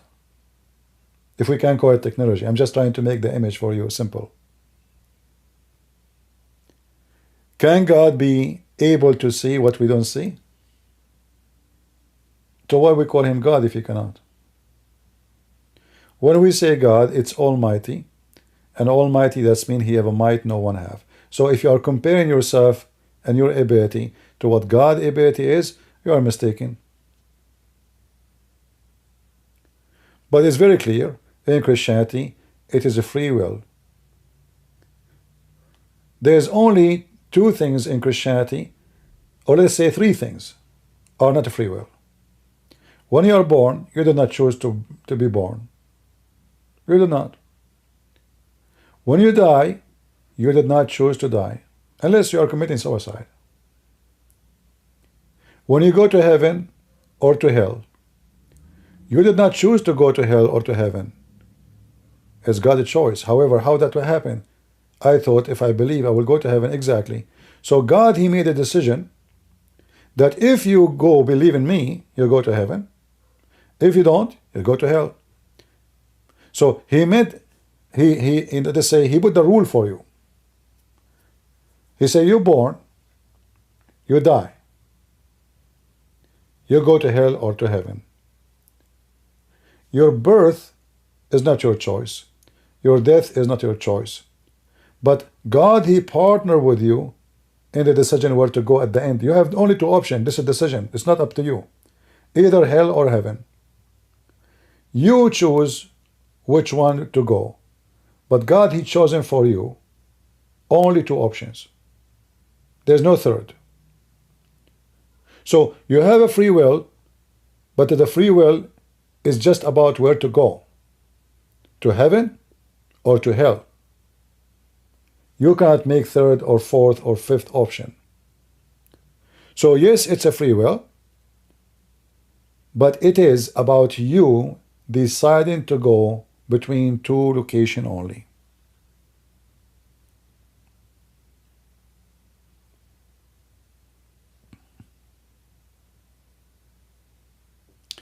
The reason we make a prediction because we are limited in knowledge. Are you saying God knowledge is limited? I did not say God making prediction. Did I, guys? I say that? I said God, he knows. I was saying to you, if a stupid human being, just by studying some patterns of wind on air and element, he can predict what will happen tomorrow. How about God, who created all those patterns? Can he be able to know, not to predict? He is the storm maker. He is the air maker. He is the rain maker. He is the snow maker. He is the human being maker. So the one who can make a human being, design a very complicated creature, is he limited according to your understanding? Do you know how many books a doctor who study eyes doctor, how many books he read to finish his degree? Hundreds. Just to study the eyes. He cannot make an eye. He just to study the eye. He cannot make an eye. So the one who made this complicated universe, is it possible for him to see the future? Or it's impossible? According to the Bible, nothing is impossible for God. The Bible says what is impossible for man is not impossible for God. So your question, I'm not insulting you, it's a silly question, because if we believe that nothing is impossible, then he knew. This is not about predestination. It's ability to know the future. You can say to me, how? Well, how can God can make man too? Ask the same question. How God, he say, be light, and light was. You cannot explain it. Can you? Can I say, let light be? Like when I go to my room, I say, hey, let light be. Now, for sure, there's technology. You can speak to the light. You can say, turn on. But I'm talking serious now. If I go to a place and there's no light, can I say, let be light, and light will be there? No. So if the one who can say, let be light, and light was, that means this person is no limited in anything, for he can create something out of nothing. And if his ability is massive like this is why we call him God, then we accept that he can see the future. And if it's impossible for you, no problem, but it's not impossible for him. Is it possible that Jesus, to be human, yet he knew the future? Well, he knew the future. How he can do it? Is he predicting? No. He did not say, I'm guessing. When the Messiah said, tomorrow, when this happens, you will deny me. One of you will deny me. It happened exactly what Jesus said. And the one who the story happened to them, they wrote the story. Did Jesus force them to say it? No. He can see what will happen tomorrow. But Jesus never wanted them to deny him. In fact, Jesus says, the one who deny me, I will deny him. You see, you are faking the questions. Guys, did I say that God created the future? People, did I say God created the future? Did I say that?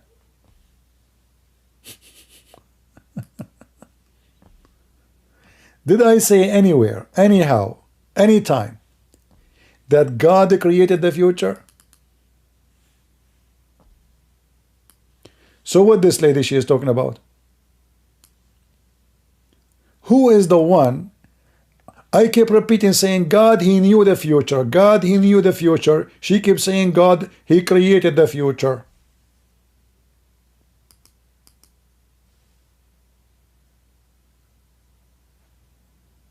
I said God created the man. I said God created the eye. I did not say God created the future. What's wrong with you?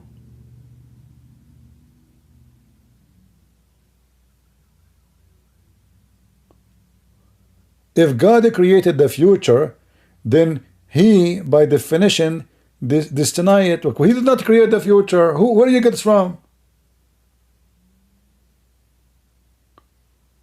You make your own future. Otherwise, why people will go to hell and some people will go to heaven? Why he's saying to us, do this, don't do that? Why he's saying to us, don't sin? Why he is saying it's better for you to take your eye better than your whole body destroyed? He's asking us to do it. If it's destiny, there's no need for him to ask him to do anything. There's no need to repent. There's no need to pray. There's no need to worship. There's no need to believe, because destiny then. And by the way, this is what the Muslims believe, not us. Correct? For us, we believe to be saved, there's steps we have to do. It's not destiny. Whoever believe in me and I will live. So what is it, destiny? No. You believe, you live. You don't believe, you die. So don't come to me and say if God created destiny. If it is destiny, then you believe or not, doesn't matter. You sin, you don't, it doesn't matter. You are a Christian, you are a Hindu, you are a Jew, you are a potato, you are a tomato, who cares? It's destiny. We don't believe in such a garbage. So your question is invalid and you are not thinking.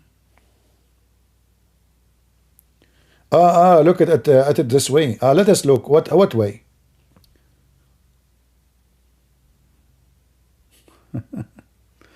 Let me take a screenshot so you guys can read with me. I know, I think sometimes some people, they make an argument just to argue, and they, lady, here we are not trying to practice who is smarter, you or me or him. Here is to share the truth. Maybe you got the place wrong. Don't feel insulted when I say, what are you talking about?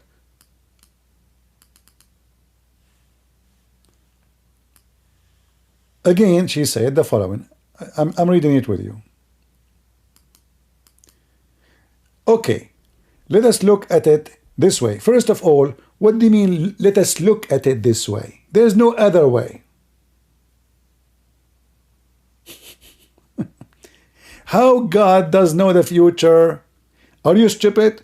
Because He's God. If I make a destiny, then that will not make me God, for I made it happen. I force it to happen. That is not knowing the future. That is making the future. So if I make you commit sin, if I make you fornicate, if I make you kill, I am not being God. In fact, I am a person who planned for things to happen like any human being. Even a human being can do that. A human being, he can plan for your death. It's a future. Tomorrow you will be killed. But is it possible for a human being to plan for the death of somebody? Yes, it is possible. He knew about it. He knew what's hour. He knew what time, even a year from now, because he planned for it. But this is not what we believe. So she say, okay, let us look at it this way. How does God know the future? Is there some being greater than him that he created the future? She keeps saying create the future. Idiot. I have to say the word idiot. He see the future, for there is power he have, we don't earn, we don't have. To make it simple for you, can you see the past? If there's any one of us can see the past,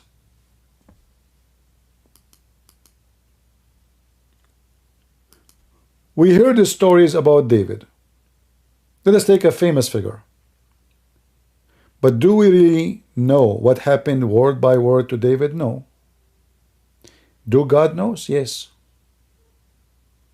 It happened in the past. We were not there.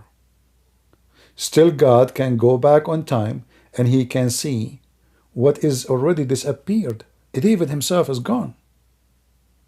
His words he spoke, they are gone. The act he did, everyone who witnessed it is not there. Still God, he can see the past. So the one who can see the past, he can see the future by the same ability. It doesn't matter if it's happened in the past or happened in the future, because both are impossible for me.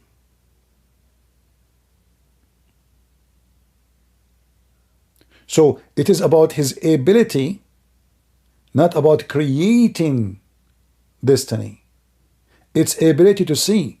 To make it simple more for you, I don't know how smart you are. Many people who believe in what they can see only. But do you see the radio wave?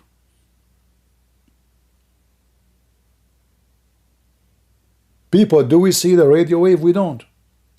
Every one of us now, he can go to his phone, you will check, you will have a phone signal. Is that correct?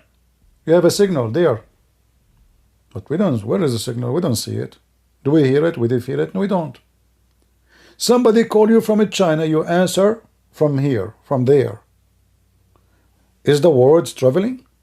Yes, they are. What the heck? Who can see the words? Nobody. Are we creating the words? Or we are creating the waves? Or we are creating the phones? Or we are creating the conversation? Maybe none of them. Maybe I'm just the one who received the call. So somebody called from China, I answer here. I have a little machine. The word travel in the air, invisible, unseen, untouched. Impossible. If I say this to you, just 100 years ago, you will laugh at me. You will say to me, what are you talking about? What logic you are talking about? Is that correct, guys? If Jesus, in his time, he said to them, time will come, and there's words will go, somebody speaking from China, other person speaking from America, and they can talk to each other, but they never saw each other before. Everybody will laugh. And everyone will say this is not logical and this is stupid. So this is what's happening now. You are comparing your ability with what is logical for you today, because this is impossible. You are questioning what is impossible. But it is not impossible for us. For this is the reason we call him God. Because if there is something impossible for him, then the title of God does not fit with him. Why we call him God then? If he have no ability. He is God, for he is the one. There's nothing impossible for him. So we don't believe, and you can argue as much as you want. if you want to be stupid. I'm not trying to be rude, but I'm just telling you. Because it's very stupid to keep arguing. For what purpose? Nothing. Because we said to you, this is what we believe. We believe in free will. They are trying to now to convince us that we believe. No, we don't believe in free will. Well, this is our belief. You see, because we believe in free will, so stop being stupid. Don't force destiny on us.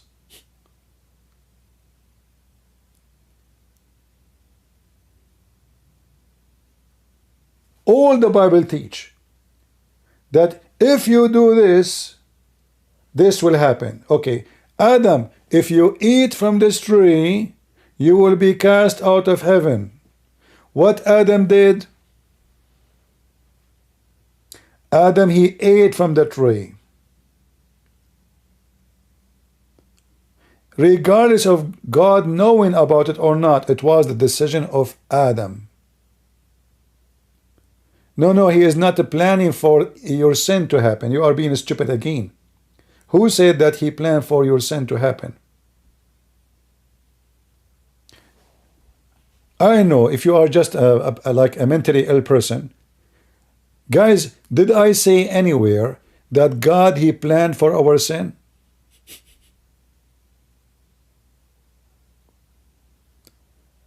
But planning for things happen, isn't it the same? No, he did not plan for things to happen. You are a donkey. Are you stupid or what? He did not plan for things to happen to you. He planned a design. So God, he created earth. God, he created heaven. God, he created hell. The plan is, I'm going to create a human being. If this human being decide to believe in me, he will live in the garden. This is the plan. If this human being disobey me, I will give him a penalty, temporary penalty. Give him a chance to repent. The temporary penalty is to live in the earth like everybody, like, you know, like to struggle with life normally, without my support. If he repent, I will take him back to my garden. That is the only plan. The rest is your decision.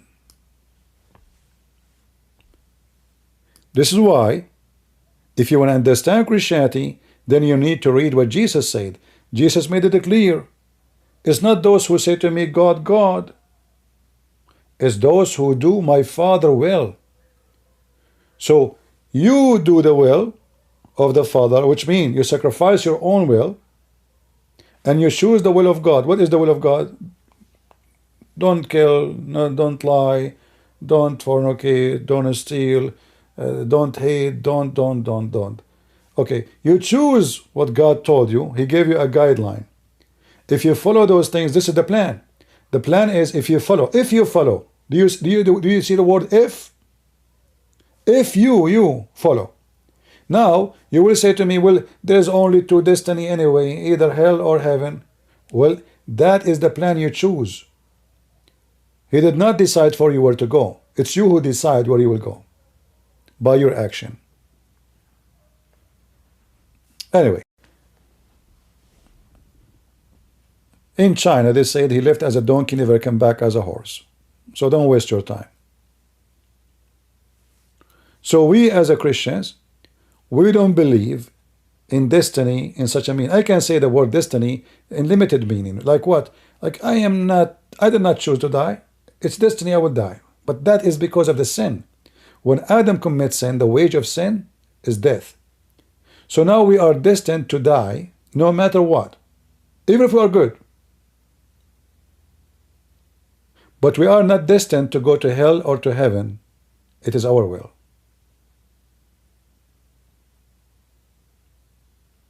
So this is our faith, and don't try to play games with us to make us. We don't believe in such a thing you are saying. So when you argue with somebody, you talk to him about what he believes, not your guessing. So for us, we don't believe in a predestiny of sin or even good. Otherwise, Adam, why he commits sin? If it was a destiny, then Adam is not a sinner. Correct, guys? If Adam commits sin because God forced him, and this is what the Muslim believe, by the way, then Adam did not commit sin, and this God is not just. If I will go to hell because God forced me to commit sin, then this God is Satan. He's not, he's evil. Why you want to send me to hell if you are the one who forced me to do it?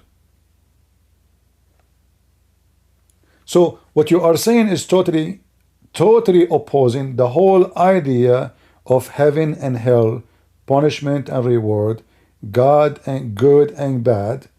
It's totally opposite, because if everything is destiny, that means God is evil.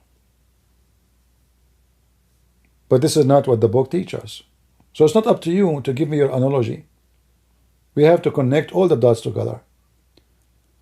Did God created Adam so he can sin? No, he cannot. He did not create him for that purpose. That's why the Bible says that God, he was sorry for Adam.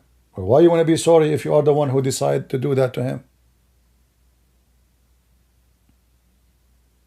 Are you with me, guys? Isn't it the Bible says that God, he was sorry for Adam? Why? Because he chose the wrong decision.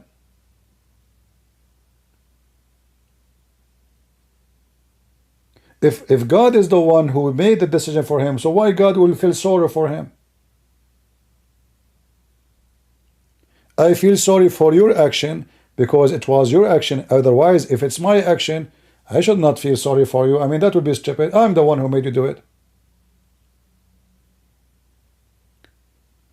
So you are judging our belief without reading, without understanding, and you are mixing things up.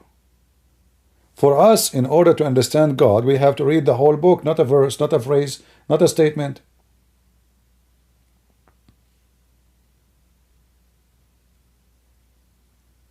When Jesus said on the cross, "Forgive them, Father, they do not know what they are doing." Why he is saying forgive them if it was destiny? Are you with me, guys? If it was destiny, well, I mean, doesn't make sense to say forgive them. It's destiny. They did not do anything. They just did what you said. They did what you planned.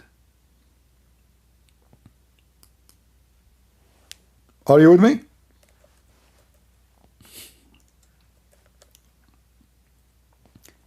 You know, I find it amazing that every word Jesus he said, it's like he is giving us words to refute lies and and deception. It's like he see the future. He sees someone will come like today and will say something is obviously the opposite of what God is about. Forgive them, Father, they do not know what they are doing. Why I will ask for your forgiveness if I am the one who made you do it? That will be very awkward. Actually, it will be stupid.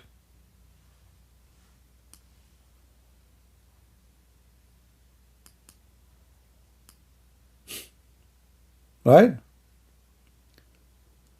Jesus forgiving the one who crucified him, but he is the same person who says tomorrow you will deny me, you will give me up, you will etc. My cup is coming. Nobody can take me. You can destroy this temple and I can rebuild it. So he knew everything. So why he is saying to those who ask for his death and forth his death to be forgiven? You ask for forgiveness of somebody only if he have a free will of what he did. If somebody forced me to shoot you, he put a gun in my head and he gave me another gun. He says, shoot the person in front of you. Otherwise, I will shoot you. Well, I'm not the one who is shooting you. Sorry. I mean, the guy, look, he have a gun in my head. Am I the one who killed you? No. The one who killed you is the one who put a gun in my head.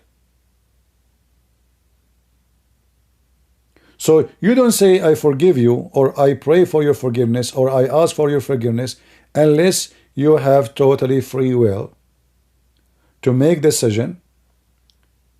And because you have a free will of the decision, then you are responsible for your decision. Therefore, either you will be forgiven or you will not be forgiven.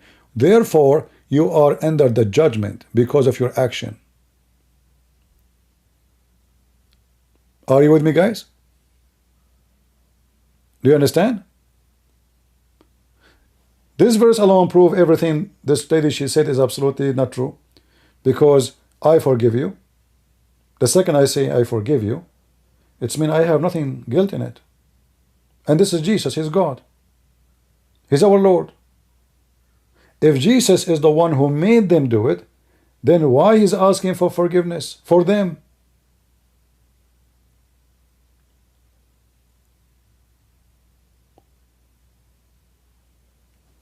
So some people, what they do, they are like a bunch of kids. They come and they take one thing of a Christianity and they try to make a movie in it, you know, like, oh, your God doesn't make sense, that doesn't make sense.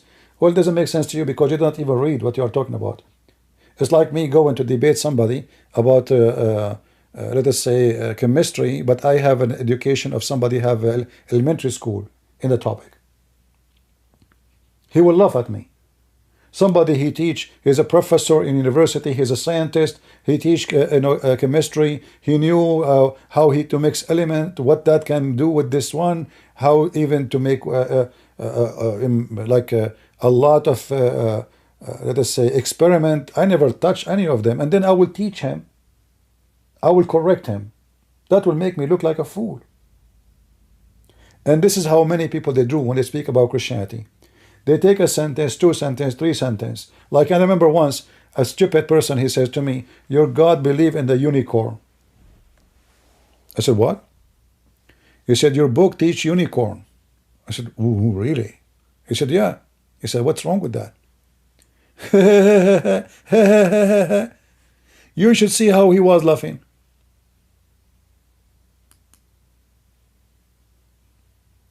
I say, let us search unicorn and see who is the stupid here. How many times you heard people, you know, those stupid people, they see cartoon. Unicorn is somebody have a like a nose and he have two wings. This is not what the Bible is teaching.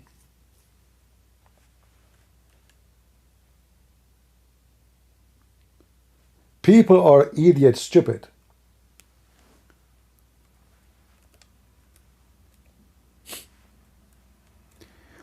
There is an animal until now it still exists,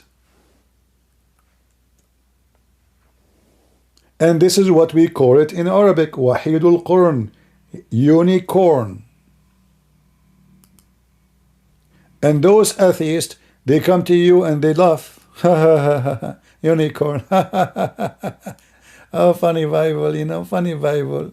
Yeah. And he himself, he believed that he is an ape.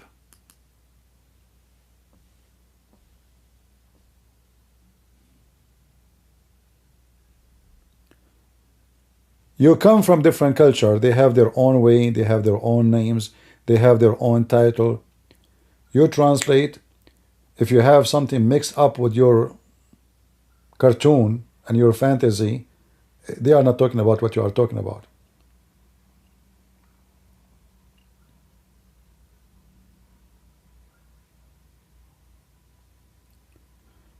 So they laugh at you because of their ignorance.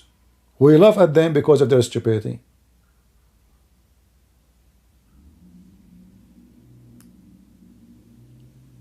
And let us see who's going to laugh at the end. In fact, you will see that all of those who don't believe in the Messiah, they are struggling and suffering. Atheists or Muslims, look at them. Muslims don't have peace anywhere they go. They have no peace in their houses. Why? Because Islam destroyed the value of family. There's no family. The man, he want to keep marrying, changing women, tons of kids. He throw them in the street. I remember when I was a kid, I went with the kid in my age to his house. He come to my house, I go to his house. He was sitting next to his brother. He said the F word to his brother. He said the F to his mother.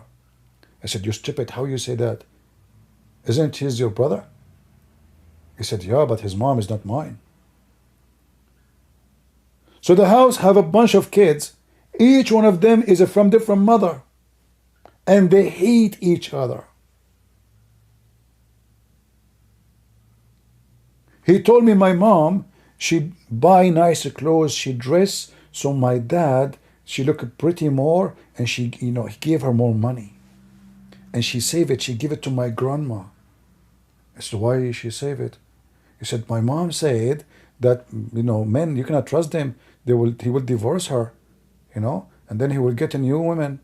So she saved with my grandma, so later if she, like she go, she have money. Is that a family?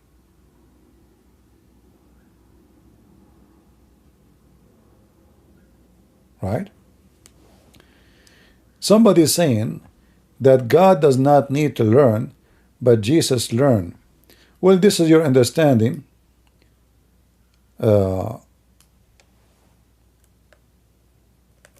Not what the verse is saying.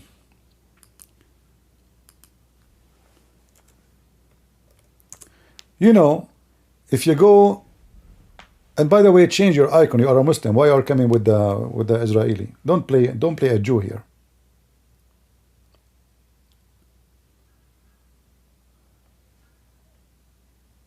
And you don't even know how to quote a verse. The verse you quote for me have nothing to do about Jesus learning. You're an idiot. Jesus said, everything I have is from my Father. Is that about learning? No, this is about authority.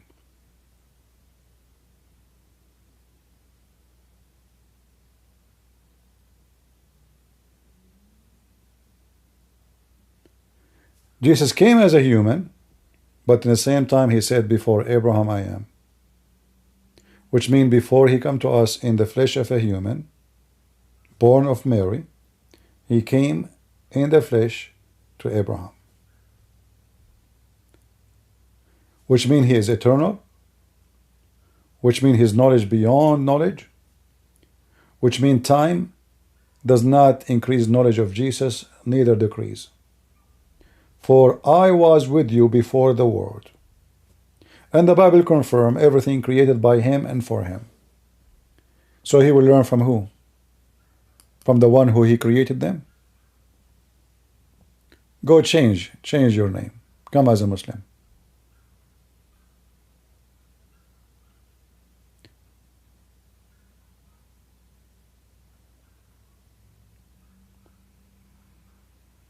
Do we have any Abdul?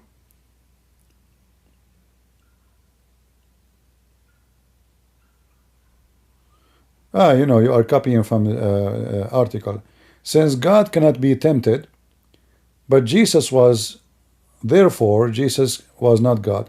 Again, you are being stupid. The word tempted in the Bible, it's about what Satan he tried to do, but Jesus never been tempted. You are an idiot.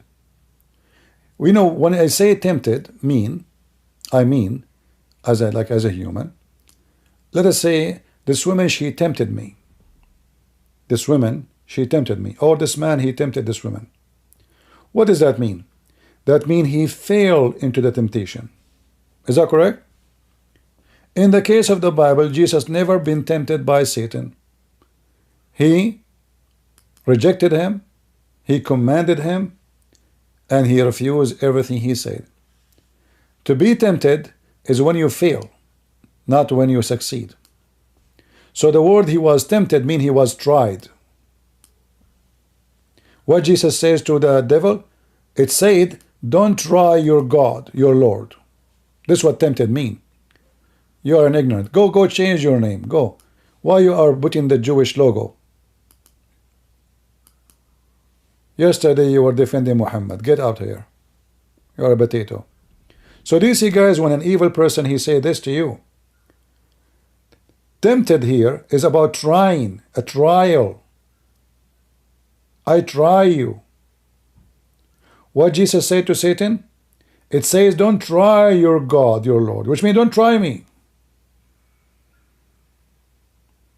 And Jesus never obey any of the trial. So if I say, let us say Jesus in front of me, he says, Jesus, if you are a son of God, fly. You know, I'm trying, like, okay, can you show me your ability? Well, Jesus laughed at me. He says, you're going to test me, even though I can. Make somebody see. You see, Jesus, he do miracle not because people, they wanted to see a miracle. Jesus do miracles because it is time to do a miracle. Somebody need it. Not because somebody like to see it. Do you see the difference? So when Satan, he is coming, and look what Satan, you see what people they say, they forgot what Satan he said. He said, if you are the Son of God. Correct? Satan, he said, if you are the Son of God, do this. So now if I go with your logic, that means if Jesus did that, that means the Son of God.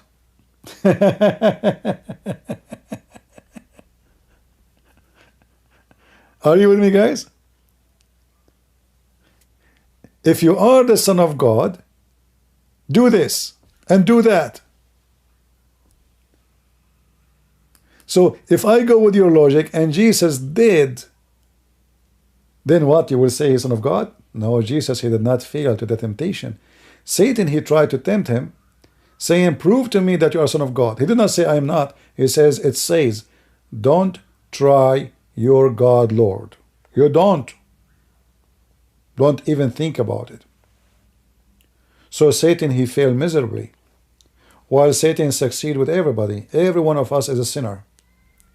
So when we speak about Jesus being tempted, it's about Jesus being tried, not about Jesus fall into temptation.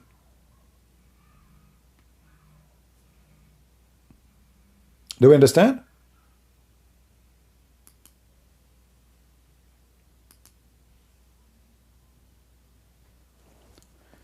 This is why Jesus said to them, who of you can prove me to be a sinner? Who of you? Nobody.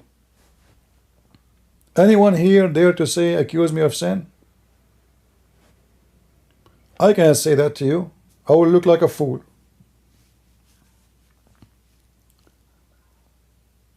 Imagine I claim I have no sin. That would be very stupid of me. Because there's no human being will believe me. For this is against our nature.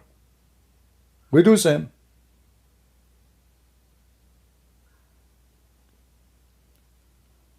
So the Messiah, when we speak about the temptation, that is the trial of Satan, not the failure of Jesus.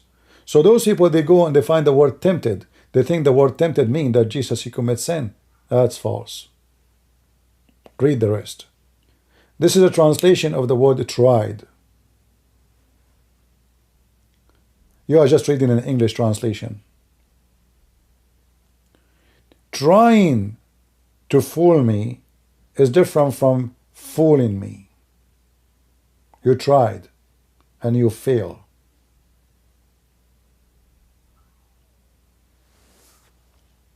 And you know, it's good that all those people who are trying to oppose Christianity, we show them their stupidity, and those questions, they can do good to us for later in the future. If somebody try to fool you, you learn how to answer those lies.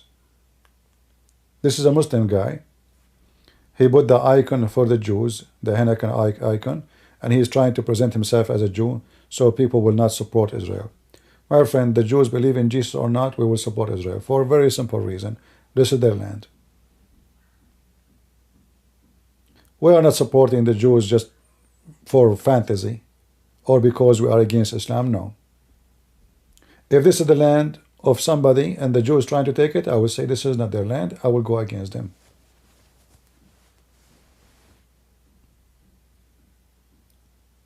The one who owned the land is the Jews. Give them back their land. As simple as that. Even your stupid Quran confirmed this is their land. We are not standing with Israel because the Israeli, all of them, they worship Jesus. Absolutely not. Even though there's a lot of Christians. and we care for them, but we care for the Jews too, and we care for Muslims too. And because we care for everybody, we share Jesus with everybody.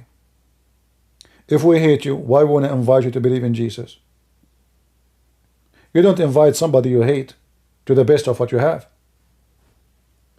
You Muslims, you have a false religion, very silly, very stupid. All of it is sexual and violence. From their fruit you shall know them.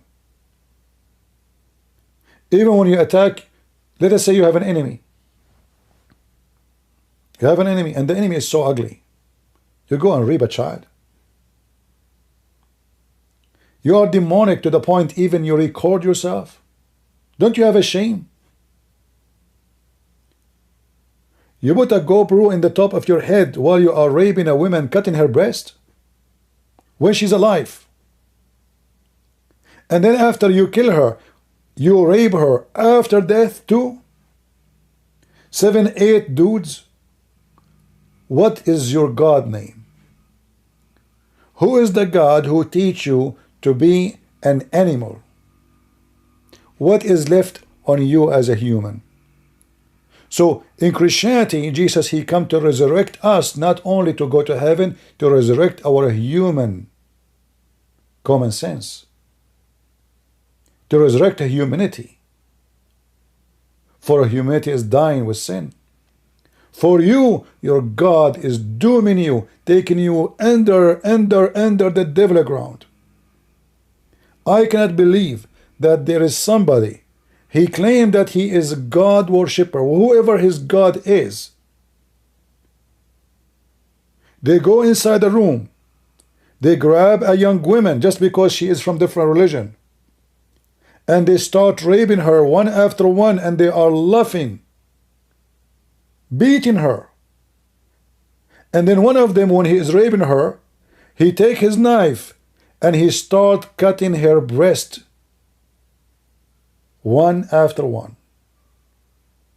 She's bleeding, and he still continue raping. She died.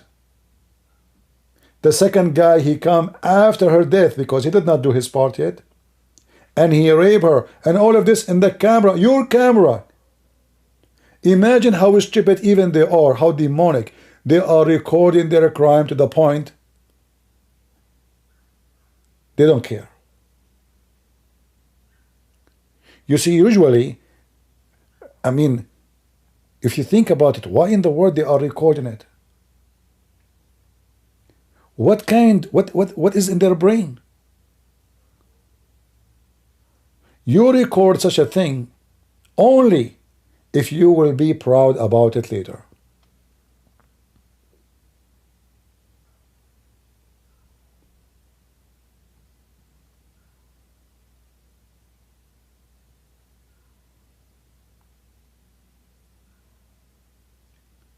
So you see, with Christ, we are against violence, but we are not against killing the wicked ones. Those wicked, they deserve to die. That is justice. This is the list of justice. And wait, the hell will be waiting for you. You will stay for eternity in hell. God will deal with you. But for now, those people have the right to protect themselves. And we stand with them. In fact, if I am not an Arab, I will go volunteer and join the Israeli army. The Lord is my witness. But I know I will be suspicious even to go in the airport. They might even not let me get inside the airport. Otherwise, I would go.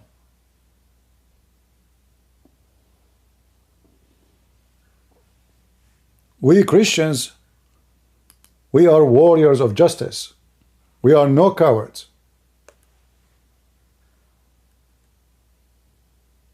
The crusade happened because the Muslims, they did exactly what they did in October 7, but in a massive way.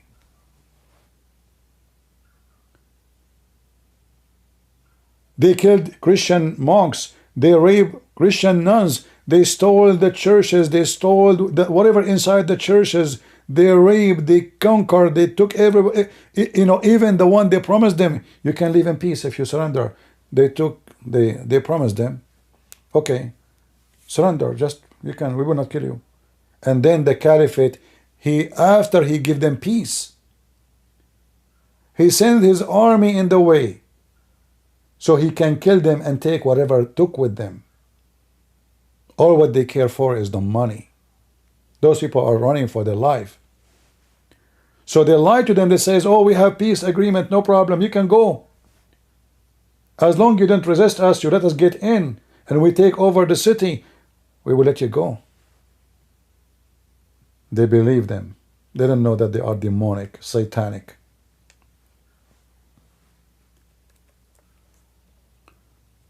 When the Lord, he said, from their fruits you shall know them. Well, from their fruits you shall know them. There is no better way.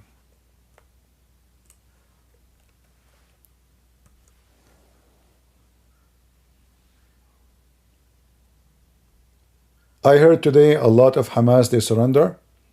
And I heard in the Israeli radio station, they were talking about it, but I did not see any videos. I saw videos from 3 days ago, but today they are talking about hundreds of Hamas, they surrender to the Israeli army. But I did not see any videos yet. And I believe this will happen faster and faster as soon as they notice that they lost. Obviously, there's no other choice.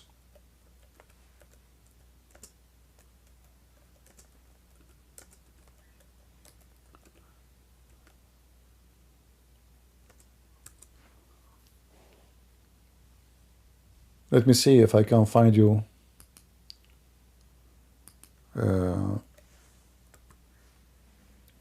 not right now update, because simply there's no way. I mean, the maps already made it from yesterday, but I saw a map.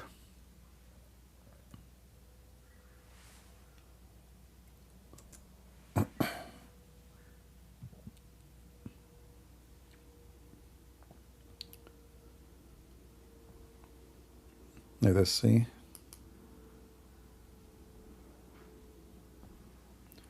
It's a video, actually. I saw it in a video, but we need to find. It's an Israeli video in Hebrew. All right, looks like maybe I will make another video about it. It's okay.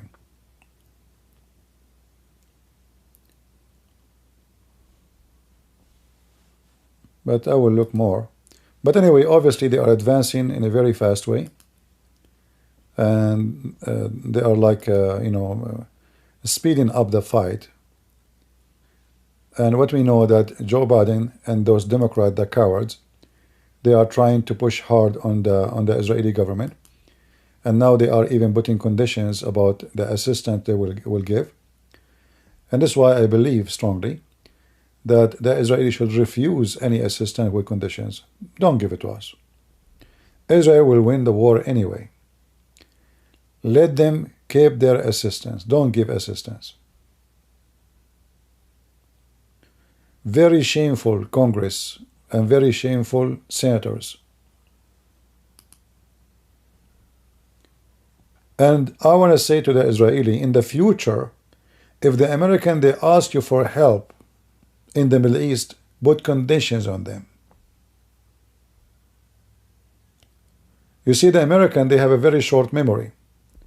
Just a few years ago, they were desperate for the assistance of the Israeli to give them support, logistic support, refuel, re-weapon, Israel was the biggest base for the American army. No conditions. Everybody put conditions on the American army, except the Israeli. And now the American, they have conditions.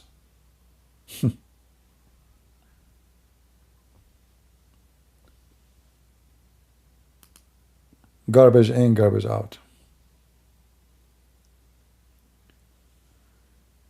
Let us see.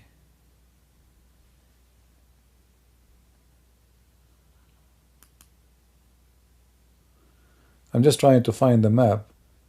I'm looking in Google. I'm not looking at the chat. Oh, maybe this one. Hold on. Oh, we found something good.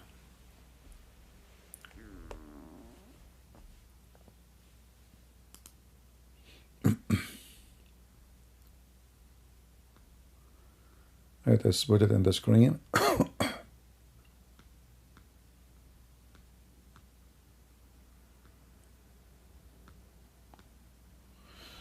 All right.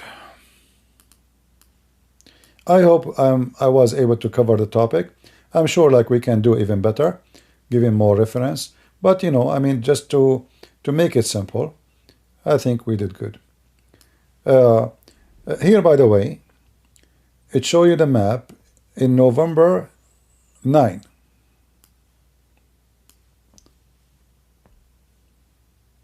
Let us make it look different. Hold on.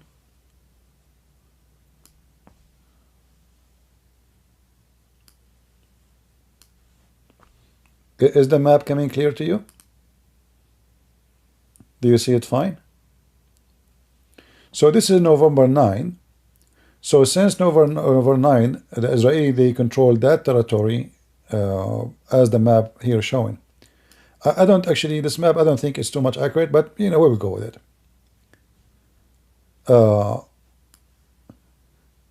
This is how it was in October 27, almost 0. And then this is what happened in November 27. So November 27, as you see, most of the north side of Gaza is been taken. The highlighted ones, the colored ones, the blue color, is where they have totally full control and clean. That's it. Which means the Israeli army, they wiped out everything of Hamas there, and they destroyed their tunnels. This is a clear area. The other area, which is, there is some colors in it, like are white, those areas, either they are totally empty from population, like if we look here, let me see what we do. All right. I had to restart my software. You know, I mean, I just bought the software. It's not even cheap. But I have to buy it because the other ones are not good. You see, this one I can zoom in. The other ones, you have to show the whole page. Which means, like now, if I want to show you the map, we cannot really zoom in. You will not see it good. So this is why I prefer this one. Otherwise, it's not a good software. It's horrible. And it's more expensive. It's 3 times more expensive. But we will see how it goes. Anyway, so I was showing you those map.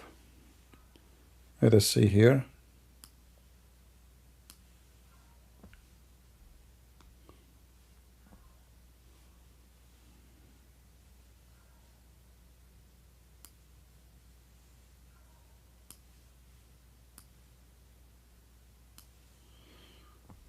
Yeah, so we were showing you at the date of November 27, sorry.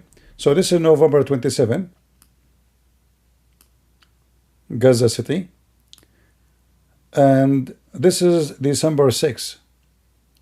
You will notice not too much different between yesterday, or let's say 48 hours ago, and November 27. Because now they switch their fight into the south. What happened is, if you remember, the last ceasefire, it was what? It was to release supposedly the hostages. So they noticed that all the hostages is coming from the south. And obviously they were watching where they are coming from. Even though the Israelis supposedly didn't have any drones in the space, but we know that this is not the case. So they notice that everything they need is not really in the north, even though they are going to control the north totally, and almost actually is controlled. What is left is easy. So now they are in Khan Yunis.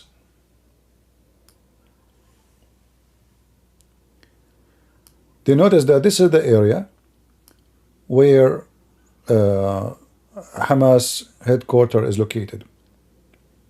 Or let us say here is where they are performing their work.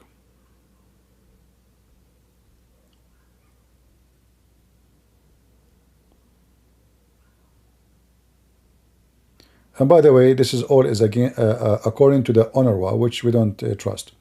I saw a Hebrew video. In that video, actually, they show the map is totally different. I could not find it. I believe they are like an Israeli army map made by the Israeli. I believe that one is more accurate because they are the one in the ground, as you know. So, based on the video I saw, they are going from this direction, and I'm not sure if they completed totally here, and now all of it is blocked. And they are going from this side. So like it's like this area actually here is already, they are here. I mean, this is the Israeli side anyway. They do not need to occupy it. And this white area, all those white area is empty. So the Israeli are not really interested in it. This is empty area. All the white area you see, there's nothing there.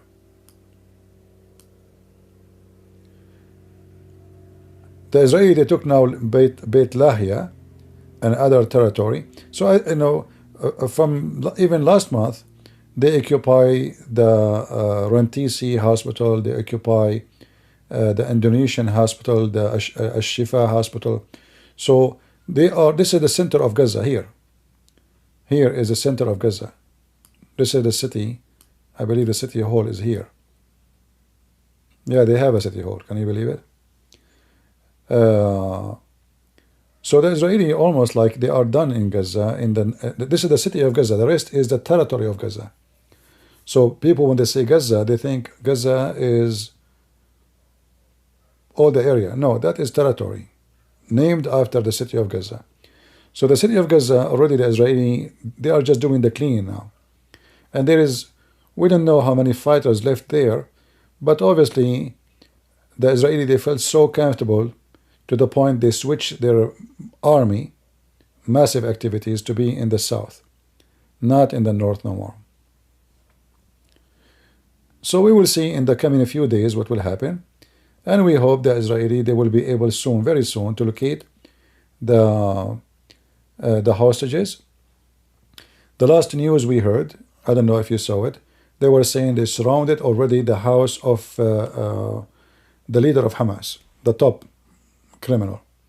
So already they are surrounding his house, and we hope soon we will be able to see it, to see it happening. Secret information? What do you mean secret information? This is information in the internet, in YouTube. What secret information? But the one I saw, I need to find it. I cannot find the video because I don't have Hebrew text first on my phone, and I don't remember the name of the video, but it have a very way better explanation of what's going on right now. Anyway, imagine after all this war, right now I think they have 80-something soldiers. I mean, can you believe it? They were talking, I saw many American generals speaking about the Israeli will lose maybe thousands of soldiers. This will be a disaster. It will be a death trap. There was going to be a big humility for the Israeli army.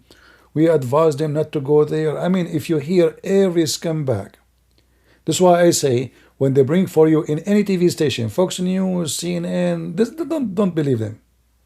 Everything they say is absolutely joke. Let us search right now, what is the total casualty for Israel? As we speak.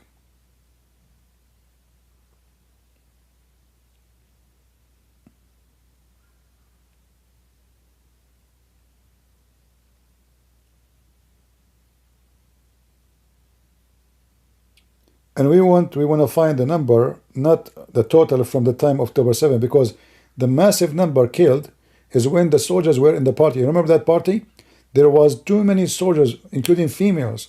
they were killed in that festival. So this is why the soldier number is high. But those are in the, they were civilian at that time. They are in the party. Let us see if we can find a number in Gaza. 92. All right. So I will take your number. So guys, imagine they are going from house to house. War between buildings is the most aggressive, hard, because your enemy can come to you from anywhere. Especially you are the one is coming to their territory, and they are the one who have tunnels. They are preparing for this. So this is something new. This is a street you never been in. This is a building you never saw before. This is a town you did not see. Most of those young kids, they were 6 years old last time when Gaza have their independence. So Israeli did not enter into that territory for 20 years. Imagine going to a territory, have 2 millions and tens of thousands of terrorists armed with a very heavy duty weapon, and then they lose 92. I say this is a miracle. It's an amazing miracle. You should join Google God Logic. I don't join other channels, sorry. You know, I support everybody, but I don't join. I'm against, I don't like those, you know, a bunch of a group coming Christians, you know. I debate Muslims. Why you want to do that? Muslim want to call me, he can call me. So don't, you know, don't tell me go there, go there. I don't. I love them all, you know, and I support them. And actually, me, myself, I told people many times to go and subscribe to this brother, right? God Logic. But I don't go to channels. If I accept to go to one, I have to go to everybody. This way, nobody gets upset. All right? Okay. Yeah, and in Arabian TVs, you know, Muslim TVs, it's going to be the graveyard of the Israeli army. 92. According to the enemies of Israel, they said from every one of Hamas is killed, there's 2 civilians is dead. Supposedly they are attacking Israel now, right? This is mean. If now there is a 15,000 something, that means there is 7,500 at least Hamas dead. What is the loss of the one who is coming to them? So listen, those are Hamas who are hiding in their tunnels. Those are the one who prepare for the war. Those are the one who know every window, every street, every building. According to the enemy of Israel, they lost 7,500, and by the way, those numbers are not true, because those are the numbers they were able to count. What about all the ones who die inside their tunnels?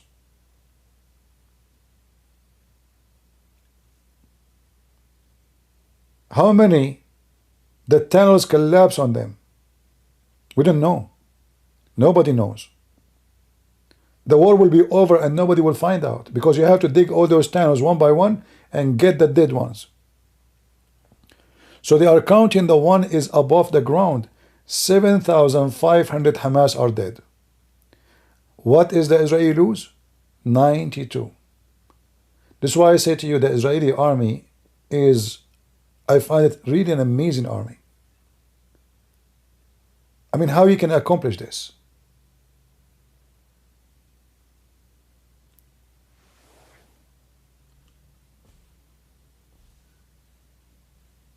All of you, I'm sure you saw the nature of the fight.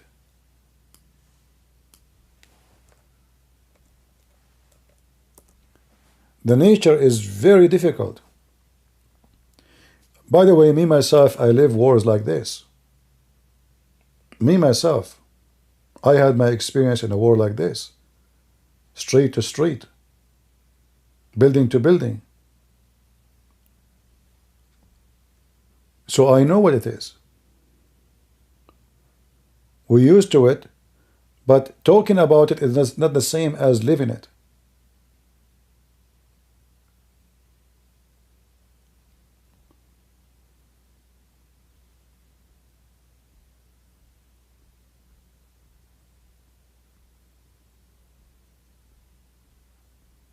I'm trying to find you some videos. Hold on. Something we can play, and YouTube cannot make a drama about it. You know, YouTube is so friendly. And they love me. In the Shifa. All right.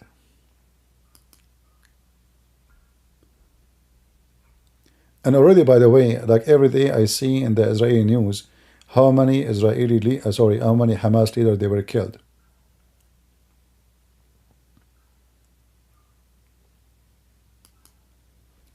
Look at this one. This is a house, and the tunnel is connected to the mosque. Normal. I mean, what is the mosque for? Terrorism. That is what Islam teach. Mosque is a center of terrorism. This is why they indoctrinate the kids. They teach them how to join terrorists, hate everybody, hate the Jews, hate the Christians, hate the Hindus.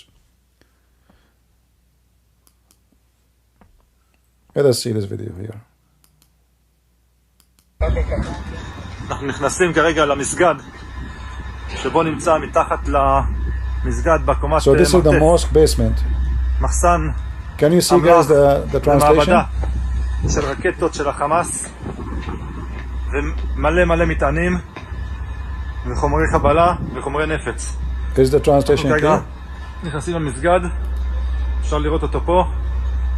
I guess. עכשיו אנחנו נרד למטה לקומת המרתף. So you see now they are inside the mosque. Let me hold on. של הרקטות של החמאס. Give me a second. Let me, because the translation is hidden behind my banner. You see, I'm not used to this software, so it's a little bit not easy to use. Let us see what we can do here. All right. Maybe this way will be better. Okay, this way will be better. This way you can see the translation. Let us go back. So now he is going inside the mosque of Allah, subhanahu wa ta'ala. אנחנו נכנסים כרגע למסגד שבו נמצא מתחת למסגד בקומת מרתף מחסן אמל"ח ומעבדה של רקטות של החמאס ומלא מטענים וחומרי חבלה וחומרי נפץ. אנחנו כרגע נכנסים למסגד. Look how big the mosque. All of this is built by the UNRWA. עכשיו אנחנו נרד למטה לקומת המרתף. They will go to the basement. למעבדה של הרקטות של החמאס. Listen, not only they have rockets in the mosque, they have manufactured labs. Imagine they have a manufacturer for weapon in the mosque, in the basement. Listen carefully. Interesting.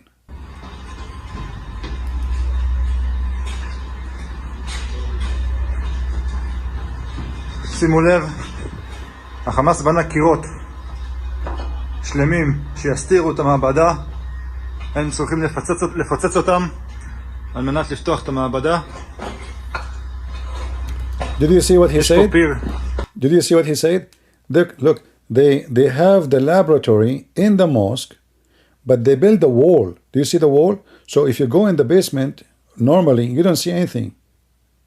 You see, there is a wall, they destroy it. Let us go back in the picture. There's a wall.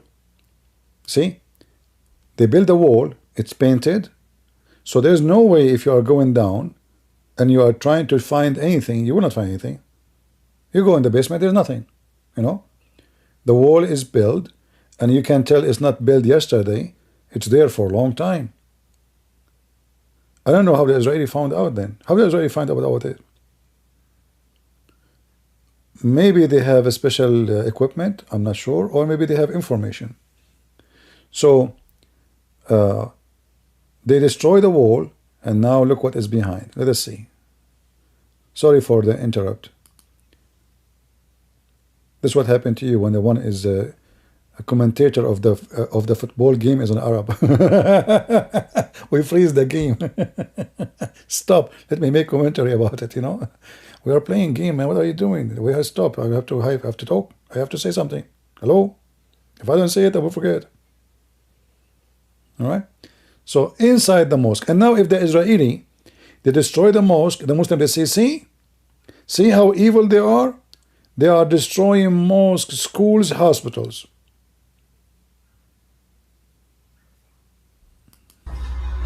שלמים שיסתירו את המעבדה, הם צריכים לפוצץ אותם על מנת לפתוח את המעבדה. יש פה פיר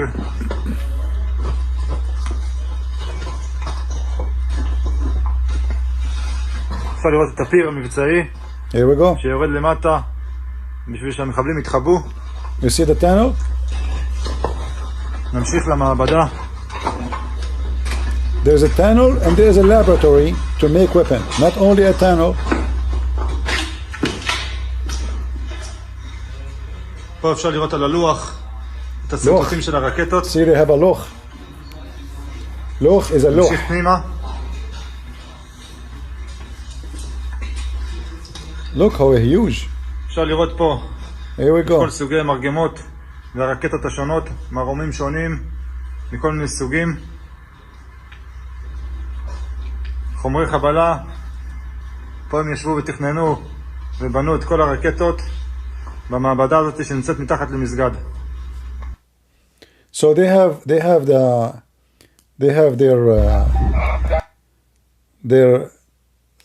still they have to go to the tunnel. They did not go to the tunnel yet. They don't know what is inside the tunnel. And now if they destroy the mosque because they want to destroy the tunnel, they will say, see how evil they are. They destroy the mosque. Allahu Akbar. Yeah.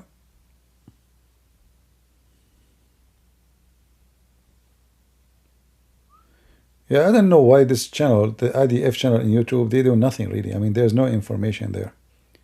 They are not posting anything. I mean, the one in charge of the IDF YouTube is not a good is not doing good work.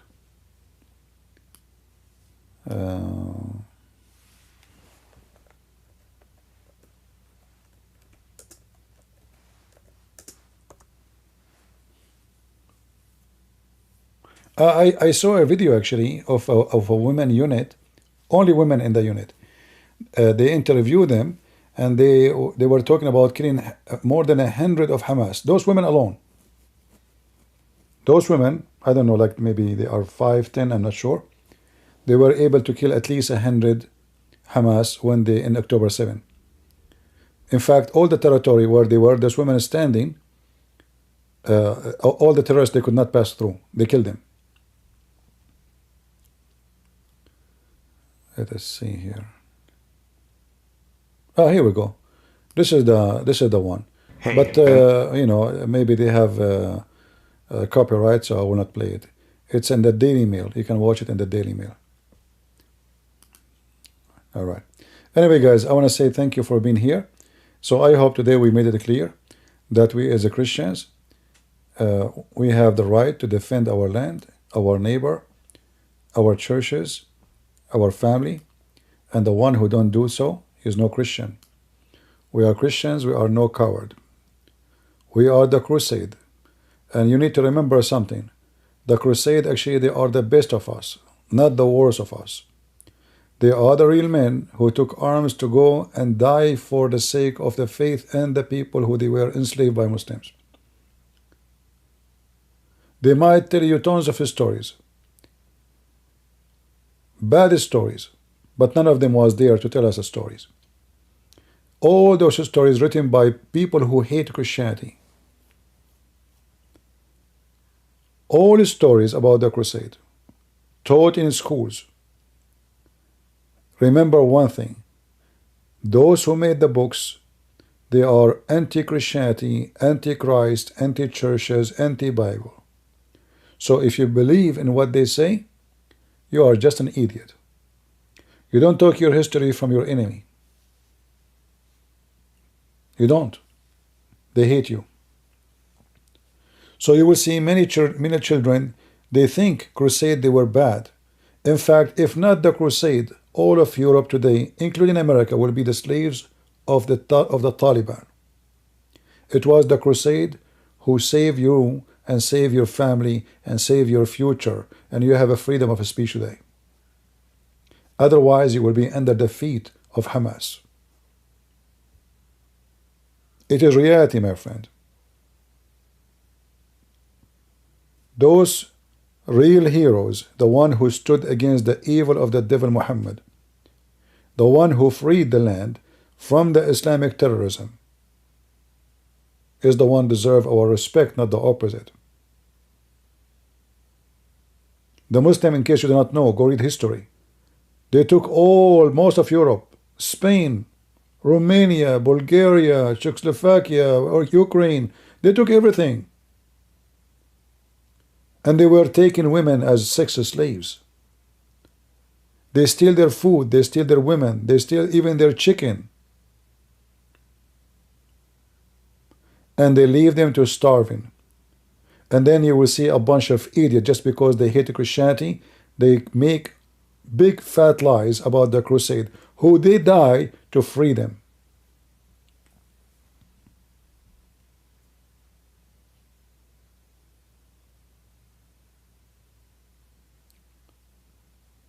If you don't appreciate the crusade, you should not enjoy your freedom today. For simply you don't deserve it. Give it back to them. If not the crusade, you will not have a freedom of speech. Even those liberals who hate the crusade, they will be slaves. It is the crusade who protect you. I saw a video in Sky News, Australia.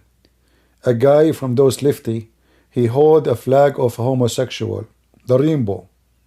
And he stood between those who they are supporting Palestine. They start beating him. This is how stupid those liberals are.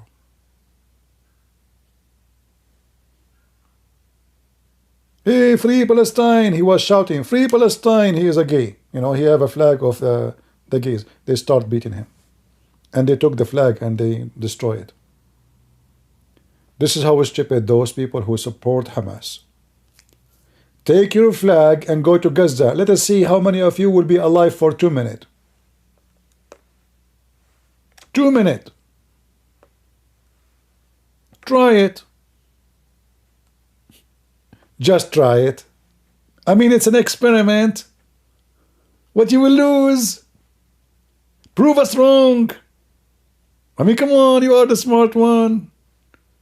Huh? Take all those girls. I saw a bunch of girls who they are lesbian in Sweden. They have a drum. Go do that in Gaza. You know what? After the war finish, I'm sure they will welcome you. They will make a festival for homosexual in the heart of Gaza, appreciating you. Just go. Oh boy, no comment. Thank you all for being here. May the Lord bless you. And God is good. So is Jesus. See you soon again. Take care.